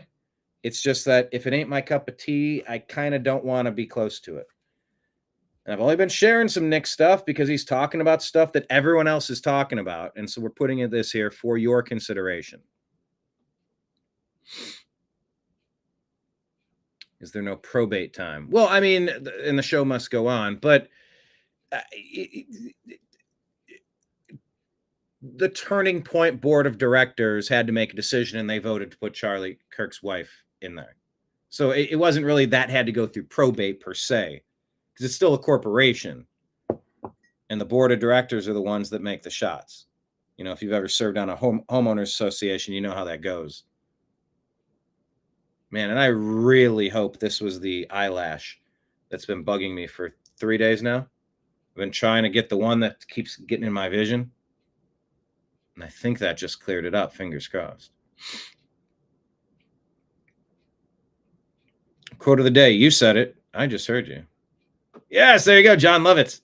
Acting. Oh, that's actually pretty similar to Mark Normand. Do you know who the comedian Mark Normand is? Comedy.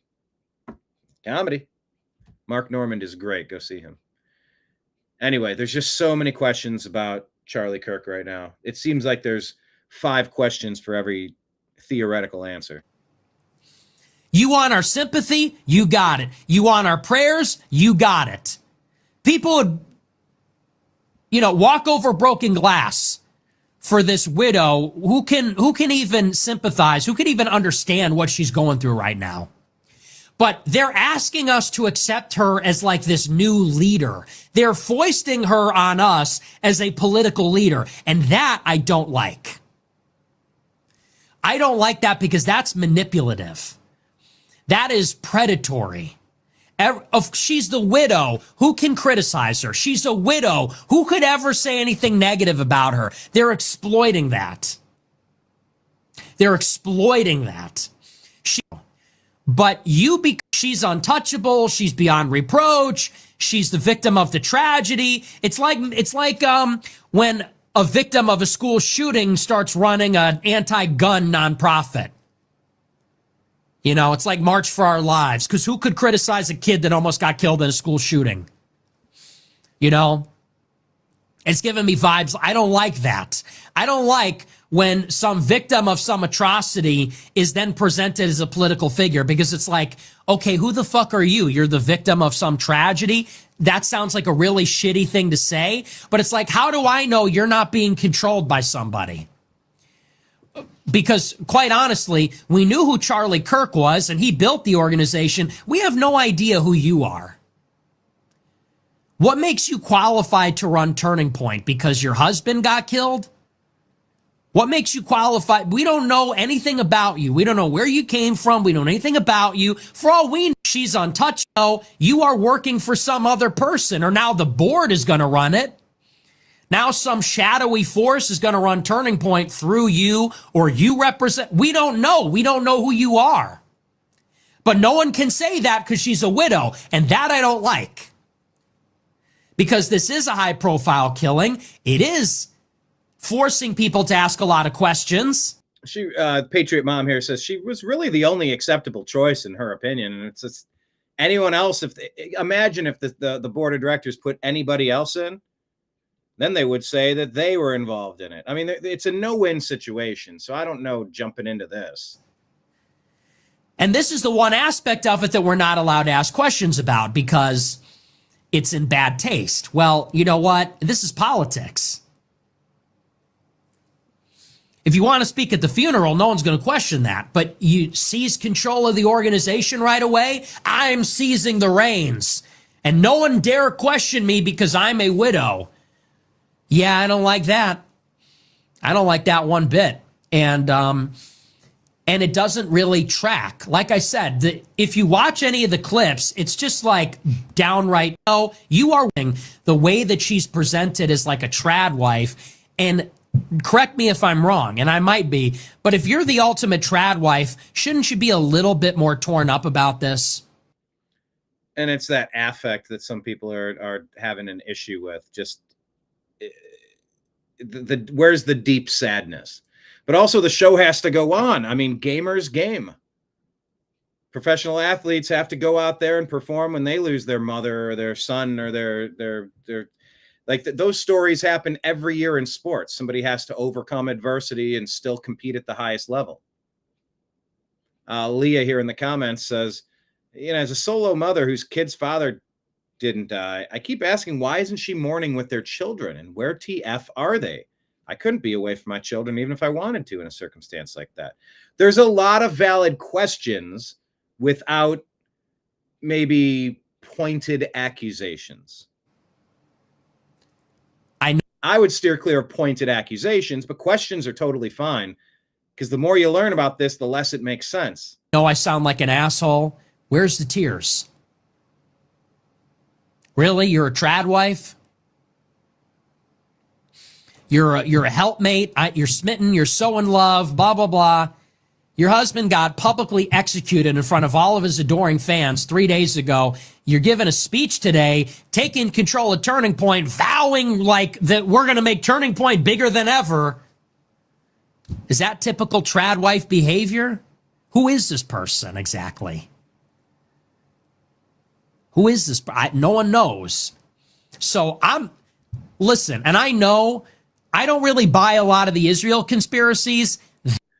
Because that's the other one. As I've said, I have pretty much completely soured on Bibi. I do not want to be lectured by him about a single thing, and I don't trust his smirks. I don't trust. I'm out on Bibi. I'm out. I've never been one to have the knee-jerk reaction like Jenna Marbles. Thanks, Obama. I'm going to blame everything on Obama. Just like everything is the Jews. I've never been in that camp. Yeah, you want to keep, BB wants to keep pushing, lecturing Christians what Christians are supposed to believe and how they're supposed to act when we've read the Talmud and what we know in it, to what regard Jesus Christ is held amongst many Jews. Yeah, but I've never been in the camp where it's like, oh, it's raining today. Thanks the Jews. Thanks a lot, Jews. Fuentes is sort of in that camp, which is one of the 30 reasons why I've traditionally avoided why I've avoided sharing his content. There's a lot of anti-Jew stuff, dropping N-bombs. It's a lot of stuff that I don't particularly understand outside of the shock value of it all.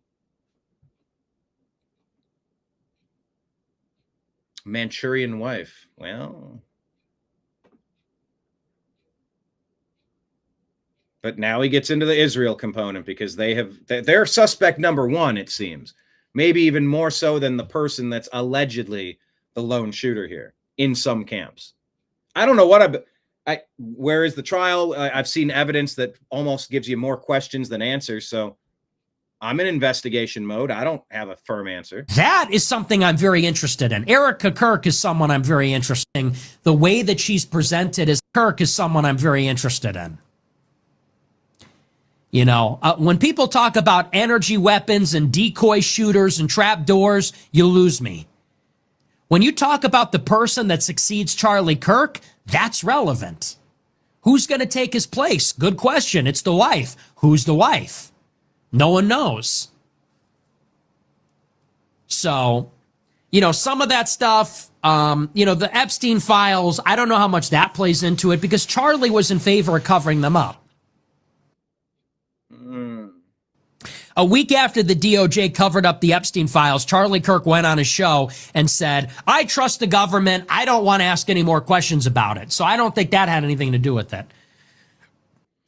That was the party line that it seemed like Netanyahu and Trump really were on the same page. They just wanted to brush that away.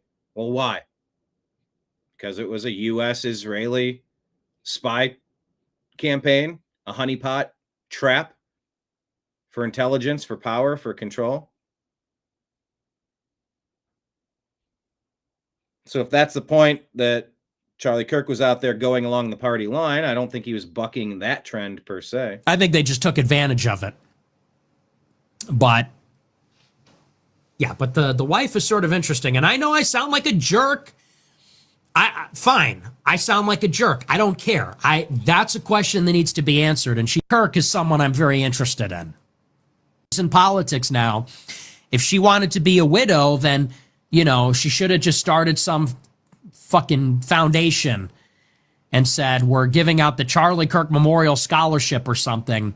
I don't know. Someone's got to carry the banner. This person here, Big Dog Greg, says, I can clear this up, I think. Erica is an amazing Christian woman with strength and resolve above what most can comprehend due to her faith in Jesus. Although she is sad, there is also peace in knowing Charlie is now with Jesus. Are those the only two options? And if so, which one's more likely? But she took control of a $500 million all-important political org that just got way more important. And, you know, succeeding a guy that died, it's a little suspicious. So, yeah, it's not suspicious for the widower or for the widow to take over their significant other's stuff. That's literally how it goes. It gave me a very bad taste in my mouth when am I the only one? I mean, tell me what you think. One's in the chat if you think I'm onto something. Two, if you think I'm a dick. Because I'm actually curious. I'm actually curious how many people bought it. And I didn't want to say that right out of the gate because I know how that sounds and I know that comes across a certain way. But I'm just telling you, gut level, my reaction. When I saw her first speech, when I saw her second speech, I said, I don't like this. Something's not right here. She's in politics now. This is weird. Her first speech in the Charlie Kirk studio, I said, something's off here. This comment here saying, this stuff from Nick is vile. Charlie had a will and a succession plan like any responsible father and CEO. Naming the next in line is what a board is called to do. Also, she's been seen a combined total about 3 times since his horrific assassination. She pulled herself together and spoke to us. Imagine the hours. She can't breathe, weeps in the shower, in the fetal position on the floor. The internet and our side is becoming unrecognizable, and it's sad. He was murdered. This is not a movie from the 1980s. It's our reality, and it's awful. We could all use more Bible and less screen time. She comes out and giving a speech, and she's like, you know, she's not even crying. Like, we know it. She's not even fucking crying. And it's, once again, this is not like we're interrogating her. Why aren't you crying? It's like, isn't that strange? This is like other people were crying. I was almost crying. You're his wife. You're his trad wife. You're not crying? And she was pretending to, though. She wasn't crying, but she was pretending to. She's like patting her eyes. It's like, honey, you're not crying. I believe I saw a tear go down her left cheek. And if you're trying to hold it together, I mean, you know, it's someone that can perform in pageants and win Miss Arizona, I guess. That's gamesmanship. That's when the lights are the brightest, you got to perform. You just have to focus and get the work done. We know what crying looks like. Like, it would have been, if she got up there and she was like beside herself, disheveled, maybe someone was helping her, maybe she couldn't finish it, maybe she was actually crying, I'd say, bless her heart. But she came up there and she's like, given this scripted speech, this is weird. Her first speech in the Charlie Kirk studio, I said, something's off here.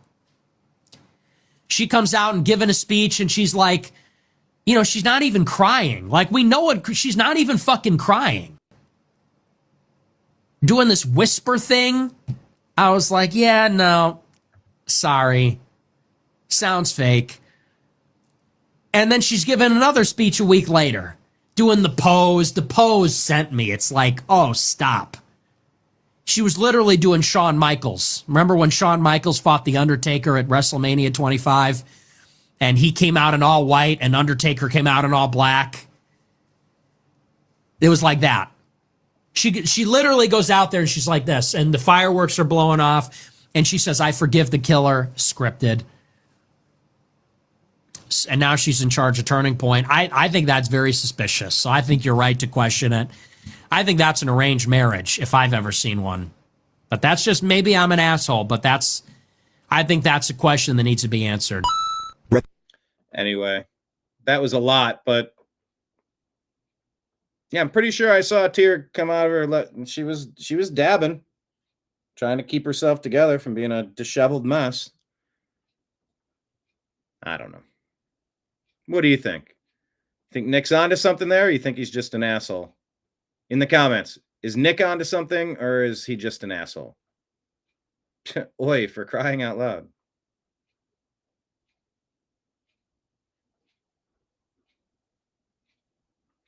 This guy's giving me a bad taste in my mouth. Yeah, see, that's the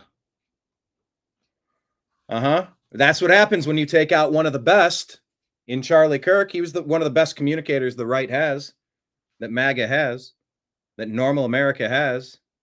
Gone. Adios, no longer. So what happens? Well, in that power vacuum, you hear other voices rising, and it's like, I liked the other voice better. David says, he mentioned earlier about Bohemian Grove. How does he know he was there? That was my exact question, too.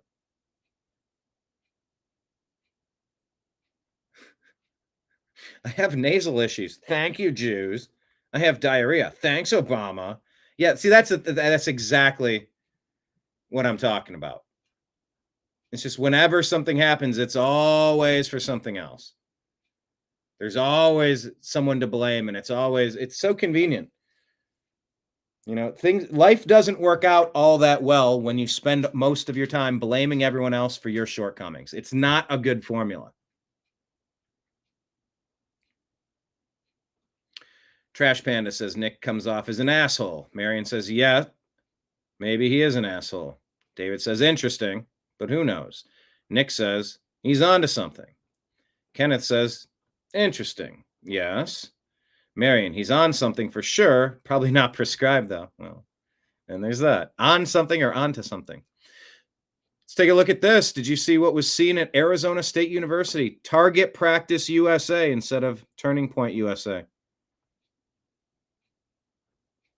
These assholes putting it's worth the cost of, unfortunately, some gun deaths every year so that we can have the Second Amendment. Can you believe the fucking assholes who want to justify assassinating this dude? Because yes, we will never be disarmed. And the cost of having the ability to defend yourself from bad people is that sometimes bad things are going to happen. That's not encouraging bad things to happen, and it's certainly not promoting it or celebrating it, you fucking demons.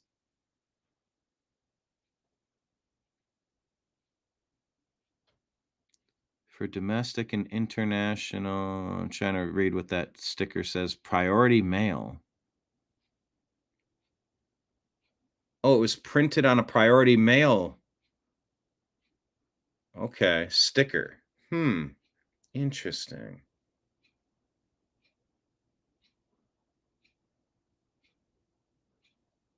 Yep, Target Practice USA. Fuck those people. More Charlie Kirk stuff. Wouldn't it be crazy if Candace Owens pressed former Utah State Representative Phil Lyman on his story when he retraced Tyler Robinson, the Charlie Kirk shooter? There's music. Damn the music. Apparently this guy retraced his steps and posted photos and all this, and then immediately after Candace interviewed him, his profile got scrubbed. Candace profiles the dude, then everything's wiped away. Is that weird? Nice. Wouldn't it also be crazy if this is the house across from the woods where the gun was found? The gun that Tyler Robinson disassembled. There's too much music. Doggone it. Watch the... Fuck. I just want to play this and the fucking music back there. And as a musician, the fact that I hate music now, I hate that they're making me hate music. I feel like I'm in like a Twilight Zone episode. No, normal people do not celebrate murder, Marion. No, they do not. Fine, I'll just read what he's. Doggone it. Disassembled it on a roof, the backpack of the roof, then reassembled it in the woods for some reason, and then wrapped it in a blanket. So if you look up the title and who owns the house, this company pops up. What are they called? 683 Properties, LLC. Okay, cool. I'm wondering, let's take a look at their holdings. What are their holdings? Wait, what are those motherfuckers holding? Wow. Palantir. They got a lot of Palantir, a significant stake in Palantir. Oh, asset management holds Palantir, significant holding, indicating it is their largest position of their portfolio, maybe. Interesting. Okay. You know what's crazy? Putin allowed out of nowhere, like this one company to buy Russian securities. You know who it was? Yeah. 683 Properties, LLC. That's interesting. Yeah, I'm sure this liberal arts student is guilty. You know, finding interesting things doesn't prove a conspiracy, but also let's examine all the things. That's what an investigation's supposed to be. By the way, check out Joy Reid here. You want to hear the best accidental advertisement for MAGA in the next election? Check this out. Joy Reid, the gift that keeps on giving. If you go back before the 20th century, there were no income taxes. And there's music back here, but she says there were no income taxes in before the 20th century. There were no regulations on business. No regulations on business. By the way, for someone who spent a couple hours dealing with business regulations this morning, yeah, I'd like to go back to that. You could earn as much money as you want. Yeah, earning as much money as you want sounds fantastic. And no income tax sounds great. Leave 100% of it to your children with no taxes. Right. Yes, you're supposed to leave 100% of it to your children with no taxes. That's the world they want back. And that is exactly the world we want back. Get it back, they need society to change. We would love society to change. Need people to be less modern. If that's what modern means, I want us all to be less modern. They need people to want fewer things. To want fewer things. No, we want to be left alone.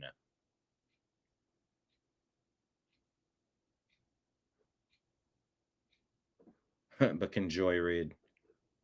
I had to keep pausing because there's music and I don't want to get flagged. They want to take us back to no income. Fascists want to take us back to no income tax, no regulations, earn what you want. Family inherits everything. Yep. Sign us all up. Jason Whitlock has thoughts on Bad Bunny. Have you learned about Bad Bunny, and are you sick of the NFL putting this bullshit out for their Super Bowl show? I clicked it. They're destroying babies. That's what this is about. Hey, we're going to bring Bad Bunny to the halftime, the biggest platform. So is this a dude wearing fake boobs, like pretending he's a girl? That's what he's about? In all of American popular culture, maybe the biggest platform in all of global culture. And we're going to have a drag show. A Super Bowl drag show. This is really where we've gone with the NFL. Roger Goodell. Somebody named Bad Bunny. Sports has been such a big part of my life, but they're putting me in an impossible position. I have felt that way for so long. I felt like I've been in an impossible position trying to watch sports, trying to not let this stuff get to me. But it does get to me. You erase my favorite team. You weaponize all this manufactured racial arson from Obama to Colin Kaepernick and just constantly pushing false narratives at us. Yeah, it gets unwatchable. It really does. You steal the joy from sports. There's no way I can support this Super Bowl. I can't do it. I can't support it because my Browns won't be there. Now, if the Browns were there, that's another story. Grooming babies at halftime of the Super Bowl. So this Bad Bunny guy was playing the caddy in the new Adam Sandler movie, The Happy Gilmore. They're showing this clip. I didn't know who this guy was. It seemed kind of forced, that character. But it's Netflix. Netflix is Obama. Obama, Jay-Z, Rock Nation are the ones that are kind of picking the performers. It's all part of the cabal. It's all part of their little group. You and I aren't in it, and they will not stop pushing their weird shit. And we're just supposed to. And by the way, it's not just weird. You can be weird. He's anti-MAGA. He's anti-ICE. Imagine being anti having a bully. Excuse me. That's a Freudian slip. No, the left are the bullies. Imagine being anti having a bouncer at your bar. That's all ICE is. They're checking IDs, and if you're allowed to come in, cool. But if you're a creepo who's hurt people, you are expelled. And if we catch you, you are removed. You're thrown in jail. You don't get to just waltz in. Yeah, look at the picture. Do you watch the movie? Do you recognize this character, Marion? Come on, I'm trying to go full screen. Okay, see this guy on the side with the red vest? I guess that's Bad Bunny. His songs are in Spanish. He cross-dresses. He paints his fingernails. Whatever. He doesn't like Trump, and he doesn't like ICE, and he's not touring in America because he doesn't want his fans to get deported. He's saying his fans are illegal aliens who broke into the country? I don't know how he would know that exactly. Yeah, why does the NFL do this stupid stuff? David Bann, the NFL is effed.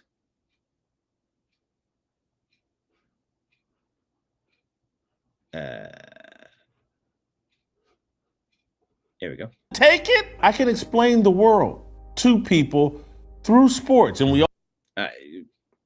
Sports is supposed to be about the great stories in it, but whether it's satanic stuff out there with Lady Gaga or Katy Perry, and you want to put on the world's largest drag show. Is that what you're really going for? Which, drag in its environment, it's its own thing, and it does its thing. But putting it out at the Super Bowl, promoting it to all the kids who are watching, that's the stuff parents have had it with. Absolutely had it. Do your thing and leave the rest of us alone. No, we don't need to accept it. We don't need to tolerate it. We don't need to love it. We don't need to support it. We don't need to applaud it. We don't need to spend money on it. And we don't need to indoctrinate our kids to say, hey, look at all this other stuff. Aren't you interested in this? Don't you want to do this? Leave the kids alone. Leave the kids alone. Do your thing, but leave the kids alone. That's all most normal people have ever been saying. Just do your thing. Just leave the kids alone. And they will not stop doing it. That is exactly what's going on with the Super Bowl halftime show. David says, and so are the taxpayers in New York State. They're paying a huge portion of the new stadium. Where is the stadium this year? You're saying it's in New York? I don't remember. And by the way, for those wondering, yes, an autopsy was performed on Charlie Kirk as required by Utah law for all homicides and suspicious deaths. A forensic pathologist under oversight from state authorities did. That's according to Grok.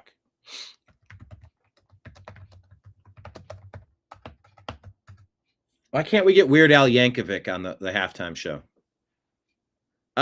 It's going to be at the Caesars Superdome in New Orleans, Louisiana, February 9.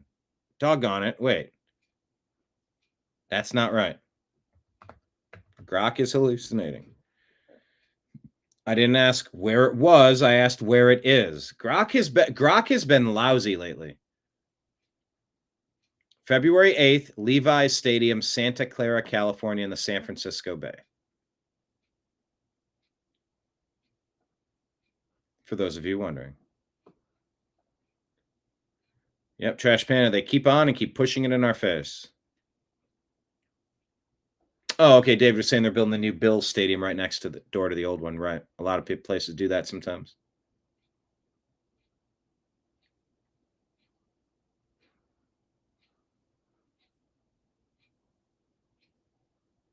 Yeah. Yeah. We all like to watch sports, and this is an easy way for me to explain to you, hey, here's what they're doing to America. You can see it in the sports world. But at some point, I can't do it. They're just... A Trump-hating anti-ICE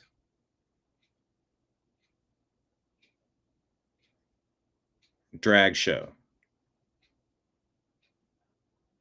Great.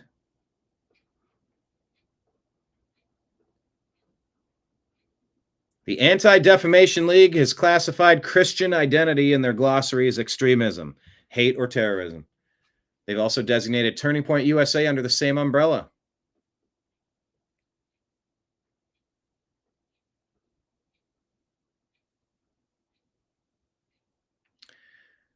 So Grok was saying the phrase Christian identity doesn't mean that you have a Christian identity.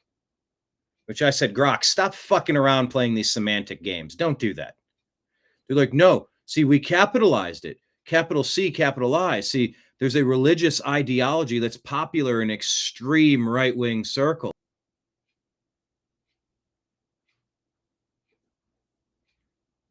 The phrase Christian identity, being a hate group, puts a target on all of us. So fuck off and get the fuck out of here with your fucking bullshit. I'm not accepting that they say adherents believe that whites of European descent can be traced back to the lost tribes of Israel. I mean, is that true or is that not true? Many people say the people in Israel now, those are Khazarians. Those are not the Jews from the Bible. Many consider Jews to be the satanic offspring of Eve and the serpent.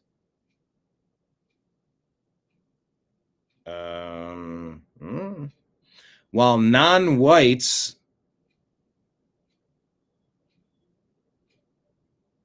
are the people created before Adam and Eve, its virulent racist, anti-Semitic beliefs are usually accompanied by extreme anti-government sentiments, despite its small size. Christian identity influences virtually all white supremacist and extreme anti-government movements. It has also informed criminal behavior ranging from hate crimes to acts of terrorism. All right. You need to call whatever this is something different. You don't get to call whatever this is that I don't even know what you're talking about. They're saying there's a specific sect of something called Christian identity. That literally just describes a person who has a Christian identity. You don't get to label something that's going to paint every member of that group in the worst way possible. No, that's not acceptable. You don't get to say that and repeat that. You need to change the fucking name of what you're saying that is. Because what this reads like is that you're saying people who identify as Christian have all these beliefs. No, the fuck they don't.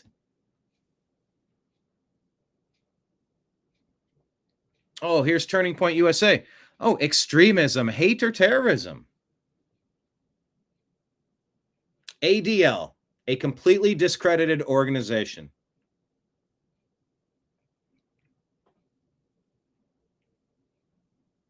They're labeled as extremism, hate, or terrorism. And we'll just say ADL is a completely... I have the word discriminate in my head. Completely, not disreputable. What am I trying to say? Debunked, a completely discredited hate organization.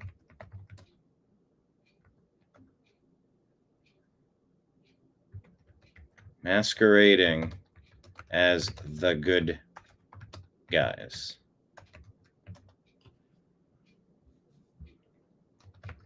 We all see the ADL for who they really are now. And they should be admonished.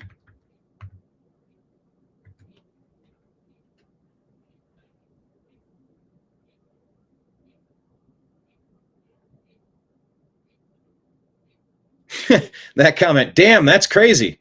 So anyway, Jesus Christ is king.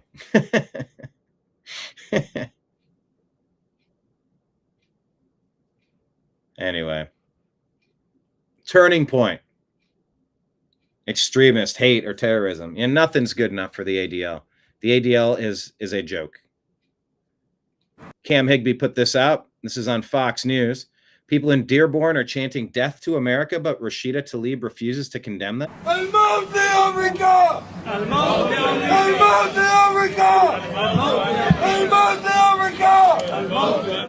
Not a great look. The mayor condemned it. The White House condemned it. But what about Congresswoman Rashida Tlaib? She reps Dearborn. Is she okay with her constituents chanting death to America? Fox Business correspondent Hillary Vaughn asked her. Watch. Congresswoman Tlaib. Fox News. I don't talk to Fox News. At a rally in your district, people were chanting death to America. Do you condemn? I do not talk to Fox News. But do you condemn chants of death to America? I don't talk to people that use racist tropes. Why can't you just say whether or not you condemn people chanting death to America? Why are you afraid to talk to Fox? Fox News is not listen, using racist tropes towards my community is what Fox News is about, and I don't talk to Fox News. Is death to America racist? Fox News. Is chanting death to America racist? I'm talking about your guys' racist tropes. You know, you guys know exactly what you do. And I know you're Islamophobic, but you guys got to go deal with it on your own self. You're not going to use me.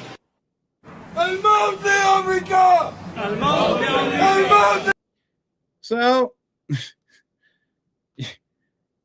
you got radical Islamists in Dearborn, Michigan, chanting death to America. You have Jews saying that Christians and Turning Point USA are extremist hate groups. Everybody's coming after the Christians. Everybody's coming after America. Ain't that grand? Ain't that swell? Isn't that fantastic, everybody? Doesn't that make you feel better? Joe Rogan talking about Charlie Kirk. With the Charlie Kirk thing, they don't know what an assassination is. You're cheering that someone got killed with gun violence. You're supposed to be the anti-gun violence people. Right. You're cheering for gun violence. Do you know how fucking crazy this makes you look? You're cheering for gun violence against a guy who deplored violence. Right. Yeah, adamantly. Was pretty loud about it, too. More conversation, less stupid violence. It's so stupid. Well, the disconnect, that's the really sad thing, is that the death doesn't even...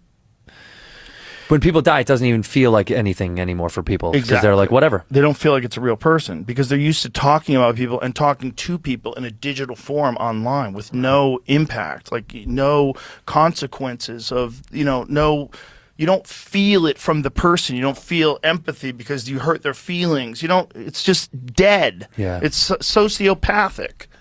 With the Charlie Kirk thing, they don't know what an assassination is. You're cheering that someone got killed with gun violence. You're supposed to be the anti-gun violence people. Right. You're cheering for gun violence. Do you know how fucking crazy this makes you look?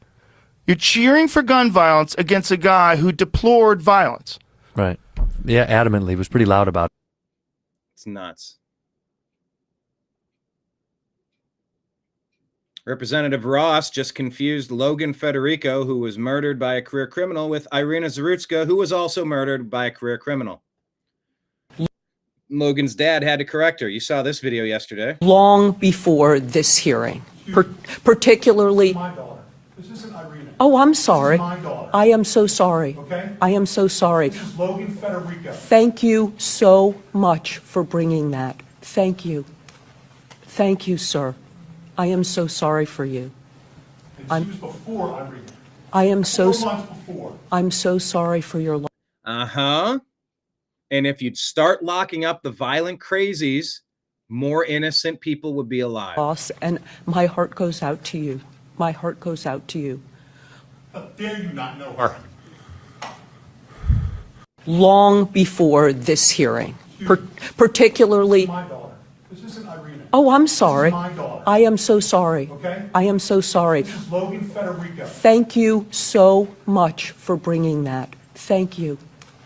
Thank you, sir. I am so sorry for you. And she was before Irina. I am so 4 months before. I'm so sorry. And if they would have changed their policies, Irina would still be alive. You cannot let the crazy violent people out. Patrick Bet David podcast. Let's talk about the 276 agents stirring up trouble on January 6th. This is the same FBI that just admitted yesterday that they had 275 plainclothes agents walking around on January 6th. Really? What were you guys doing? And other ones actually said, like, listen, we didn't start anything, but some of us were aggressive and pushing it. Look at that. 200. What were 275 agents doing January 6th, because there's videos of them that look like feds with a mask pack, breaking windows, breaking shit. It's like everything that we said was we were right. You we are were so crazy. right, Vinny. And by the way, I'll just add one thing to you. Yeah. Remember, you were always suspicious about the 40 khaki guys that would all wear the same khakis and they and the masks and the flags, and they would walk down the thing and like saying angry things trying to start riots. Guess what? Look, Tom, look at this. Like, they brought the protester. Look, give me some dap, agent. Thank you, bro. I did my job. What? Unbelievable. This is the same FBI, guys. They've been corrupt forever. And what is this video? What is this? This is in January 6th, Adam. They grabbed the guy that's a protester, and then they look at how nice they're treating this guy. Why would you let him go? Why would you let him go? Because he's one of them, and they're fist bumping. Exactly. They were acting What's that in saying, their Tom? own play. The chickens have come home to roost. How many times? You know, people say, I don't like to say I told you so. I actually do, because we told you so. Period. Told you so. I do. We're gonna have a new podcast called "I Told You So." This is the. So yeah, the story is either they were there stirring stuff up, or they were just called in and they happened to be in plain clothes because they weren't on the schedule for the day. Got to figure out and sort out which one of those is more accurate, I suppose.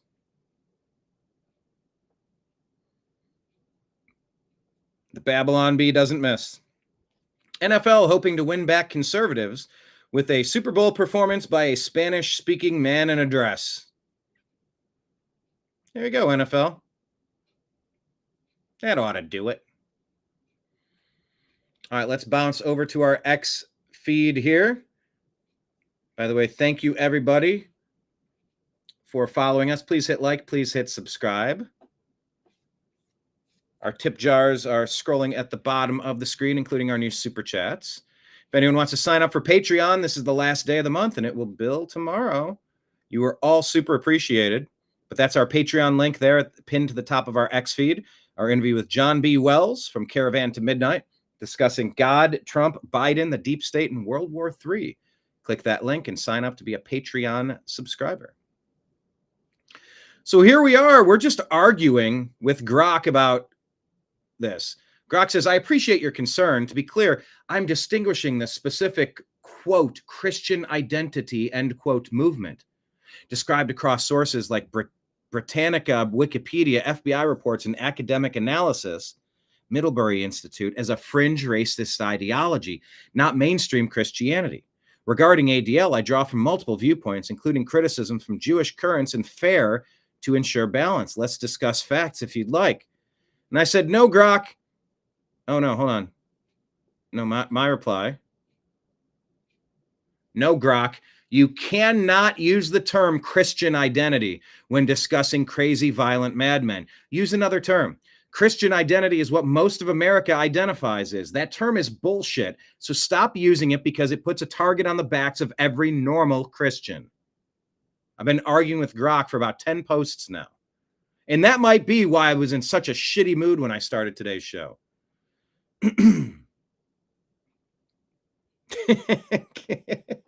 Kenneth, have you seen my daddy? Super chat time. Appreciate you, buddy. Appreciate you. Oh, Kenneth just got his mug. Kenneth, are you drinking out of your New American Media mug? The New American Media mug. Kenneth's was delivered. I sent it out the day that it was ordered. It did take me a minute because I had to figure out the best way to pack it and ship it. And, well, I won't bore you with the logistics, but there's a lot of business to the business of, you know, trying to juggle chainsaws and apples every day.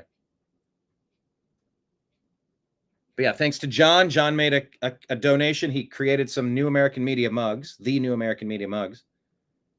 And Kenneth has one now. He's sipping out of it. Thank you, Kenneth, for your super chats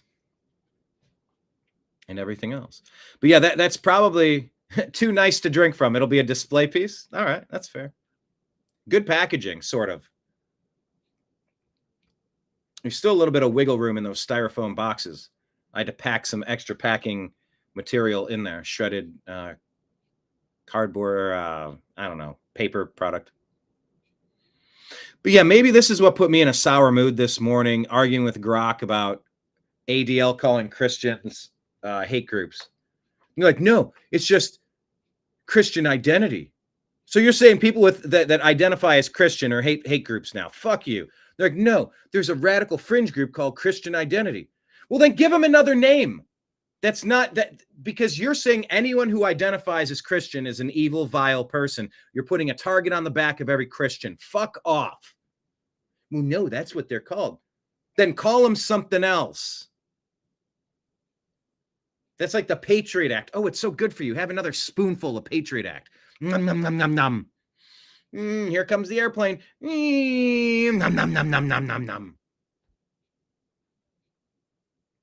And what's your excuse, ADL, for calling Turning Point USA what do they call it? A hate group? Screw you.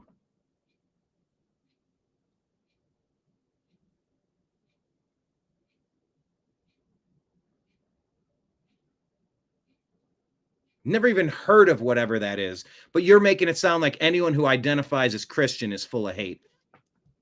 Oh, I'm full of hate for your bullshit today, Grok. Anyway, I was arguing about this. I'm arguing with an inanimate object, people. Help me. Benny Johnson posts this 3-minute clip, but Secretary Pete Hegseth torches the reckless leaders who turned our military into the woke department. For 3 straight minutes, he lays it out and makes it clear it's a sacred duty to ensure our troops have nothing less than the best leadership. Let's just play it. Let's just play it. This speech today, as I drink my coffee, this speech today is about people, and it's about culture. The topic today is about the nature of ourselves. Because no plan, no program, no reform, no formation will ultimately succeed unless we have the right people and the right culture at the War Department. If I've learned one core lesson in my 8 months in this job, it's that personnel is policy. Personnel is policy. The best way to take care of troops is to give them good leaders committed to the warfighting culture of the department. Not perfect leaders. Good leaders, competent, qualified, professional, agile, aggressive, innovative, risk-taking, apolitical, faithful to their oath and to the Constitution. Eugene Sledge, in his World War II memoir, wrote, quote, "War is brutish, inglorious, and a terrible waste. Combat leaves an indelible mark on those who are forced to endure it. The only redeeming factors are my comrades' incredible bravery and their devotion to each other. In combat, there are thousands of variables, as I learned in Iraq and Afghanistan, and as so many of you did in so many more places. Leaders can only control about 3 of them. You control how well you're trained, mostly how well you're equipped, and the last variable is how well you lead. After that, you're on your own. Our warfighters are entitled to be led by the best and most capable leaders. That is who we need you all to be. Even then, in combat, even if you do everything right, you may still lose people because the enemy always gets a vote. We have a sacred duty to ensure that our warriors are led by the most capable and qualified combat leaders. This is one thing you and I can control. Capable, qualified. That's it. Just capable and qualified. That's all we're looking for. None of your other woke ideology garbage. And we owe it to the force to deliver it. For too long, we have simply not done that. The military has been forced by foolish and reckless politicians to focus on the wrong things. In many ways, this speech is about fixing decades of decay. Some of it obvious, some of it hidden. Or as the chairman has put it, we are clearing out the debris, removing the distractions, clearing the way for leaders to be leaders. You might say we're ending the war on warriors. I heard someone wrote a book about that. For too long, we've promoted too many uniformed leaders for the wrong reasons, based on their race, based on gender quotas, based on historic so-called firsts. We've pretended that combat arms and non-combat arms are the same thing. We've weeded out so-called toxic leaders under the guise of double-blind psychology assessments, promoting risk-averse, go-along-to-get-along conformists instead. You name it, the department did it. Foolish and reckless political leaders set the wrong compass heading, and we lost our way. We became the woke department. The woke department. Now it's the War Department.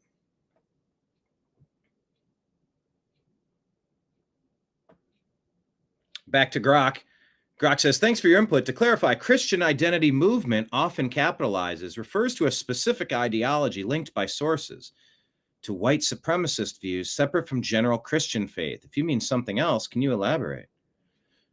Grok, you've been hallucinating at a higher percentage lately than ever before. We repeat, Christian identity has nothing to do with extremism. Shame on you. Elon might be interested to review this thread. Oh, now they're citing Southern Poverty Law Center, another disgraced organization. They're using the term Christian identity to slander all Christians, and I'm not putting up with it. That's not okay. This is the first I'm hearing of this, and you don't get to say something so reckless that's going to put a target on the backs of Christians to make it so that some people feel emboldened to take some pot shots. I'm not putting up with it. But yes, I'm arguing with AI. No, Grok, playing word games and semantic games and capitalization games is you granting a hunting license for Christians who have become the most targeted congregation on earth. You are putting targets on Christians from the completely discredited ADL hate organization.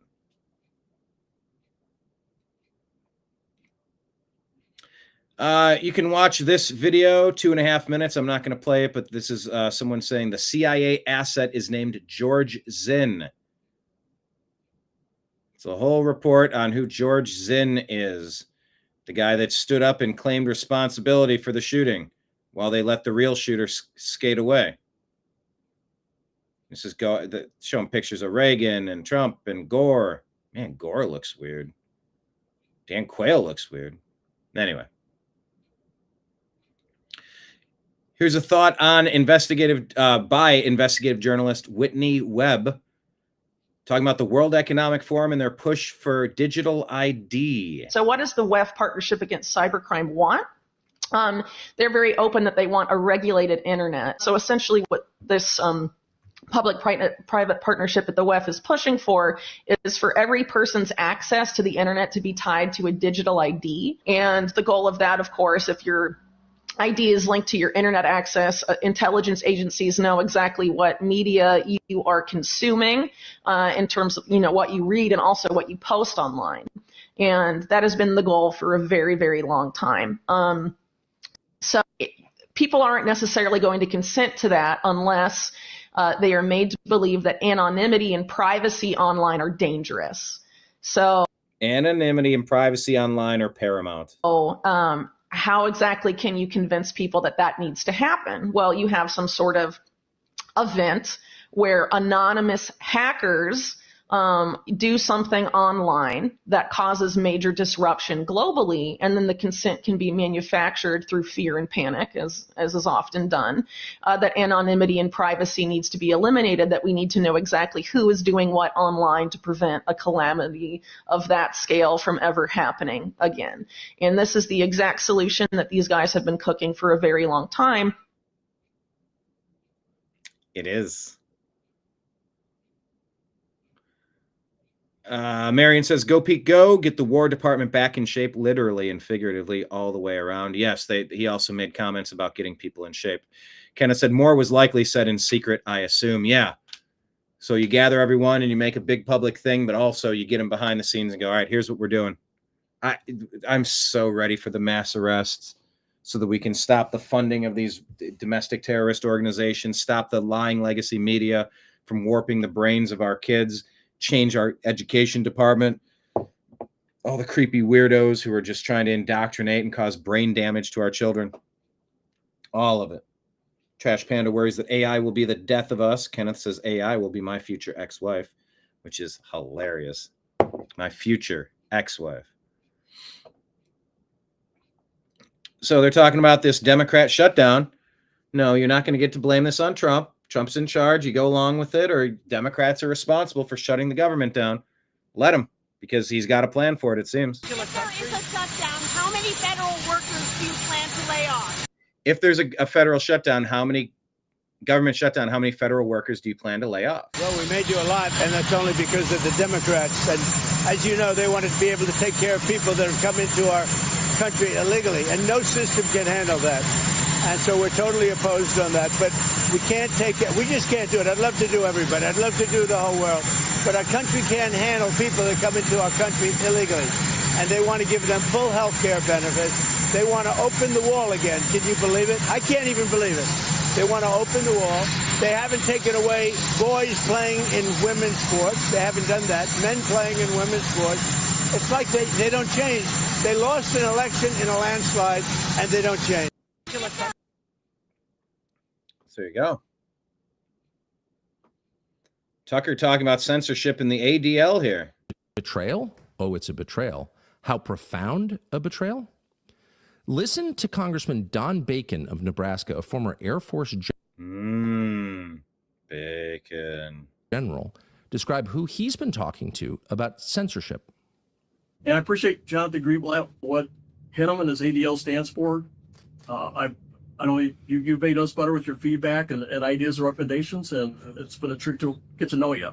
We want to be in a country that makes clear that anti-Semitism or any kind of racism is repugnant, unacceptable, not allowed in my space, and with a zero tolerance for it. So we need to hold these companies accountable and work with them to take it up the airwave. It's hard to believe that's a real clip. We actually checked. Is that real? Congressman Don Bacon of Nebraska, a great and sensible state with tons of normal people, a former Air Force general. Is he really colluding with Jonathan Greenblatt of the ADL to take away your right to say what you think? Oh, you bet. That's exactly what he's doing. And make no mistake, the ADL is not an anti-defamation organization. The ADL practices defamation. The ADL is a defamation organization. And slander and bullying, and not in service of.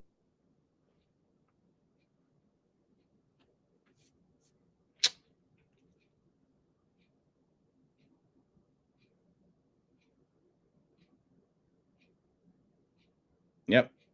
The president talks about it all the time. It's called peace through strength. And as history teaches us, the only people who actually deserve peace are those who are willing to wage war to defend it. That's why pacifism is so naive and dangerous. It ignores human nature and it ignores human history. Either you protect your people and your sovereignty, or you will be subservient to something or someone. It's a truth as old as time. And since waging war is so costly in blood and treasure, we owe our republic a military that will win any war we choose, or any war that is thrust upon us. Should our enemies choose foolishly to challenge us, they will be crushed by the violence, precision, and ferocity of the War Department. In other words, to our enemies, F-A-F-O. If necessary, our troops can translate that for you. Another way to put it is peace through strength, brought to you by the warrior ethos. And we are restoring both. The president. There you go. Mess around and find out. Peace through strength.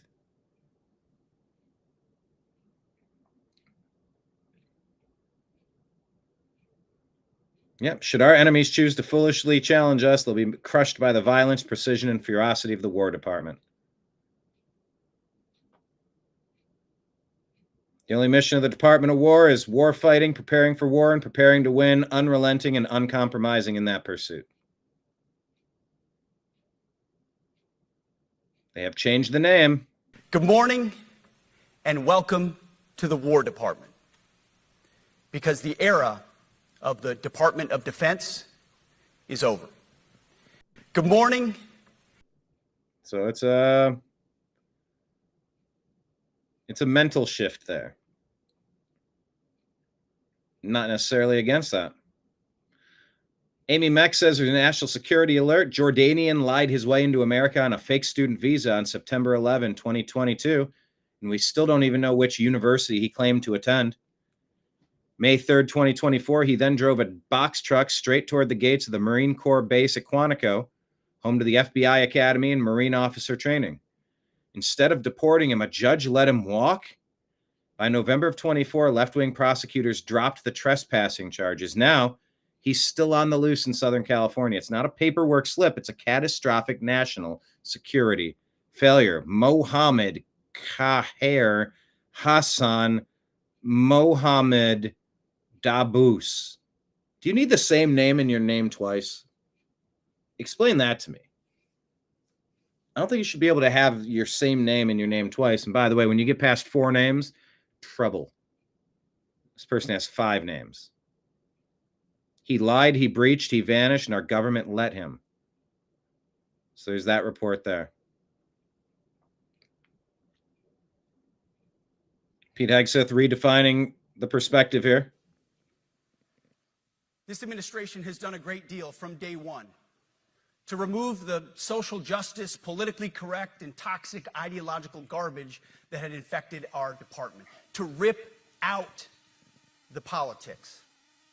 No more identity months, DEI offices, dudes in dresses. No more climate change worship. No more division, distraction, or gender delusions. No more debris. As I've said before, and will say again, we are done with that shit.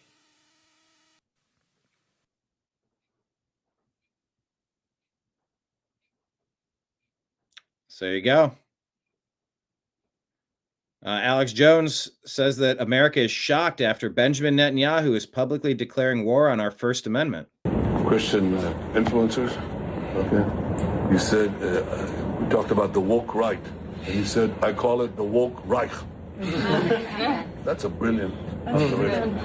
The woke Reich, because these people, you know, they're not any different from the woke left. I mean, they're insane. They're loonies. The woke right or insane lunatics? Who is he talking about? Right influencers. But they're actually meeting on some of the things. And what we have to do is we have to secure that part of the base of our support in the United States. That is being challenged systematically. A lot of this is done with money. Oh, money. If you can just print up magic money, you gain power and influence and you get to throw your weight around. Wow. What a great strategy. Tell me more about your strategy of using money. Tell me more. He started off by saying influencers on the right, right-leaning influencers. Then he calls them the woke right. It's a lot of blurring, semantical blurring. I'm not entirely certain who he's talking about. Oh, but it's money. Okay, so you hit enter on a magic machine and you get money to hand to someone and now you own them? That sounds like slavery, doesn't it? Or usury or slavery is the same thing, essentially, right? Isn't usury banned in a lot of places for really, really, really good reason? Tell me more, BB. Money of NGOs, vast. Money of governments, vaster. Okay. NGOs and governments doing it faster. Fighting back with money. Oh. We have to fight back. How do we fight back? Our influencers. How do we fight back our influencers? Who's he talking about? Anyone that's not lapping up, not acting as a sycophant, regurgitating whatever you say is allowable speech? I think you should also talk to them if you have a chance. To that community. They're very... Oh, so if they can't be bought, you need to talk to them. Huh. They'll try that second. They'll try talking to people second. Very important. And secondly, we're going to have to use the tools of battle. Tools of battle. Coming from this guy. Okay. What tools of battle are you referencing? You know, the weapons change over time. You can't fight today with swords. That doesn't work very well, okay? And you can't fight with cavalry. That doesn't work very well. And you have these new things, you know, like drones, things like that. I won't get into that. But we have to fight with the weapons that apply to the battlefields in which we're engaged. And the most important ones are social media. Social media. You mean like when you silenced me? Because you don't like the people that subscribe, the viewers, the regulars here at the New American Media. When you silenced people like me. Never told what I did wrong. Never able to challenge demonetization and deranking and shadow banning and content deletion and copyright or community guideline strikes that are so vague and never identified, never a chance to clip whatever segment out so that the content could remain and the strike would go away. No, it's just if we're talking about whatever issues you deem to not be okay enough, you're going to use your weapons of war to silence us despite our First Amendment because you think you run the United States.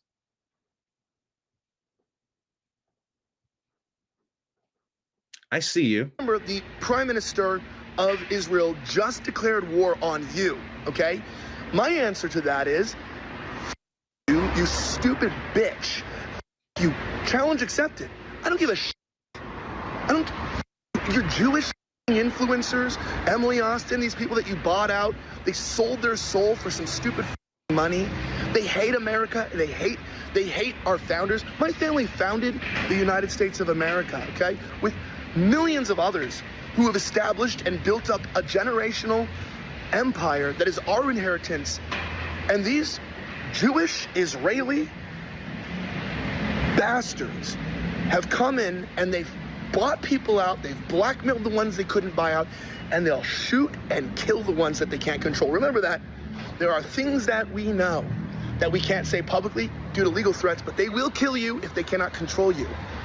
And challenge accepted, bitch. All right, so on the heels of Benjamin Netanyahu this weekend saying we need to wage war on our detractors, we need to censor them, we need to shut them down. We're allowed to disagree with you anytime we fucking please. If you're not winning us over, that's a you problem, BB. That's a fucking you problem, not a me problem. No. And there's many wars, but the main war, the eighth war, is in social media. Clearly, he's talking about social media, censoring, controlling, buying up TikTok with a big pro-Israel guy, Larry Ellison, and trying to get Control X. That's bad enough. But the internet immediately said, oh my God, he just threatened to kill anybody that they can't silence. And I played Elijah Schaefer, who's a nice guy, and I guess he's legitimately scared, saying, I feel like this is a threat. You know, I feel like they're coming to kill us. I mean, the temperature on this has turned up so high, and you should not have a foreign leader organizing censorship and control in our country. That's a form of election meddling and so much more. We heard all about how Russia is supposedly doing it, and Russia tries, but is futile compared to China, the UK, the EU, big BlackRock groups, Hollywood, all of it. So, it's illegal if the Russians get involved domestically ever in the media in any way. But when you have Netanyahu openly out there saying it, to me, that's the big issue, and that's what he said.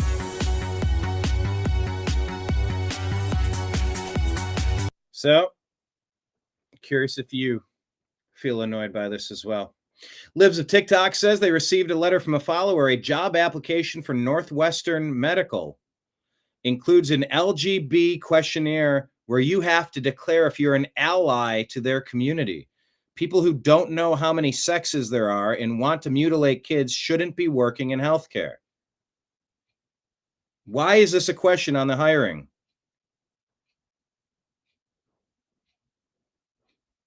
Here's a report. A biological male, you can just call them a male, even after new evidence shows registered sex offender Richard Cox had child porn and children's swim class schedules at Fairfax County Rec Centers on his phone. Fairfax County police told them that they still don't plan to charge him with any crimes.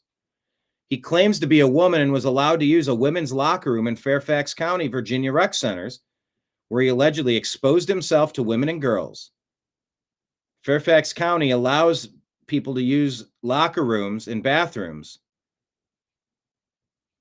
that are opposite of their biological sex. In case you're curious. Gavin Newsom here says Republicans have control of the House, Senate, and White House. So if the government shuts down, it's on them. But Kevin Dalton says, let me introduce you to Gavin Newsom's Democratic supermajority in California. It is a disgusting hellhole.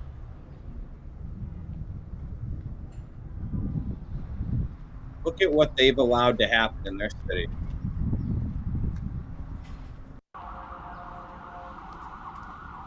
Kids have to walk past that. Absolutely atrocious. Here's Pelosi changing her mind in her story, saying that she begged Trump for National Guard on J6. Sure.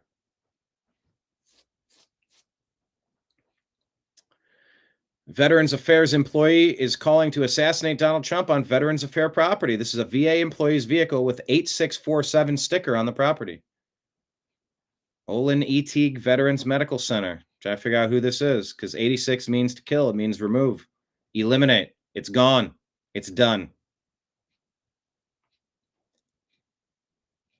Here's a principal at Ace Otters Rock allegedly telling staff they can't wear the Freedom shirt. Charlie Kirk Freedom shirt. After she was asked about it, she confirmed that she in fact forbade her staff from wearing it. The same district sells Culture and Belonging t-shirts.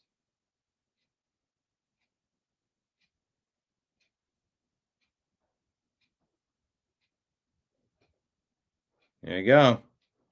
Blue hair, cartoonish glasses, white lady, white liberal. And how about we'll do this? We'll end on this moment of Zen here. President Trump posted this. This is Timu Obama and Chuck Schumer. This is a parody.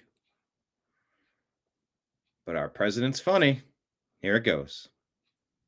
Talking about the shutdown. Look, guys, there's no way to sugarcoat it. Nobody likes Democrats anymore. We have no voters left because of all of our woke trans bullshit. Can I play this song? This is like a Mexican standard. Am I going to get ruined for playing this song? Nobody likes Democrats anymore. No. We have no voters left because of all of our woke trans bullshit. Yeah, it's pushed a ton of people away. Yes, indeed it has. Not even black people want to vote for us anymore. Even Latinos hate us. They lost the blacks and the Latinos.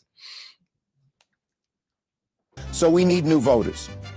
And if we give all these illegal aliens free health care, we might be able to get them on our side so they can vote for us.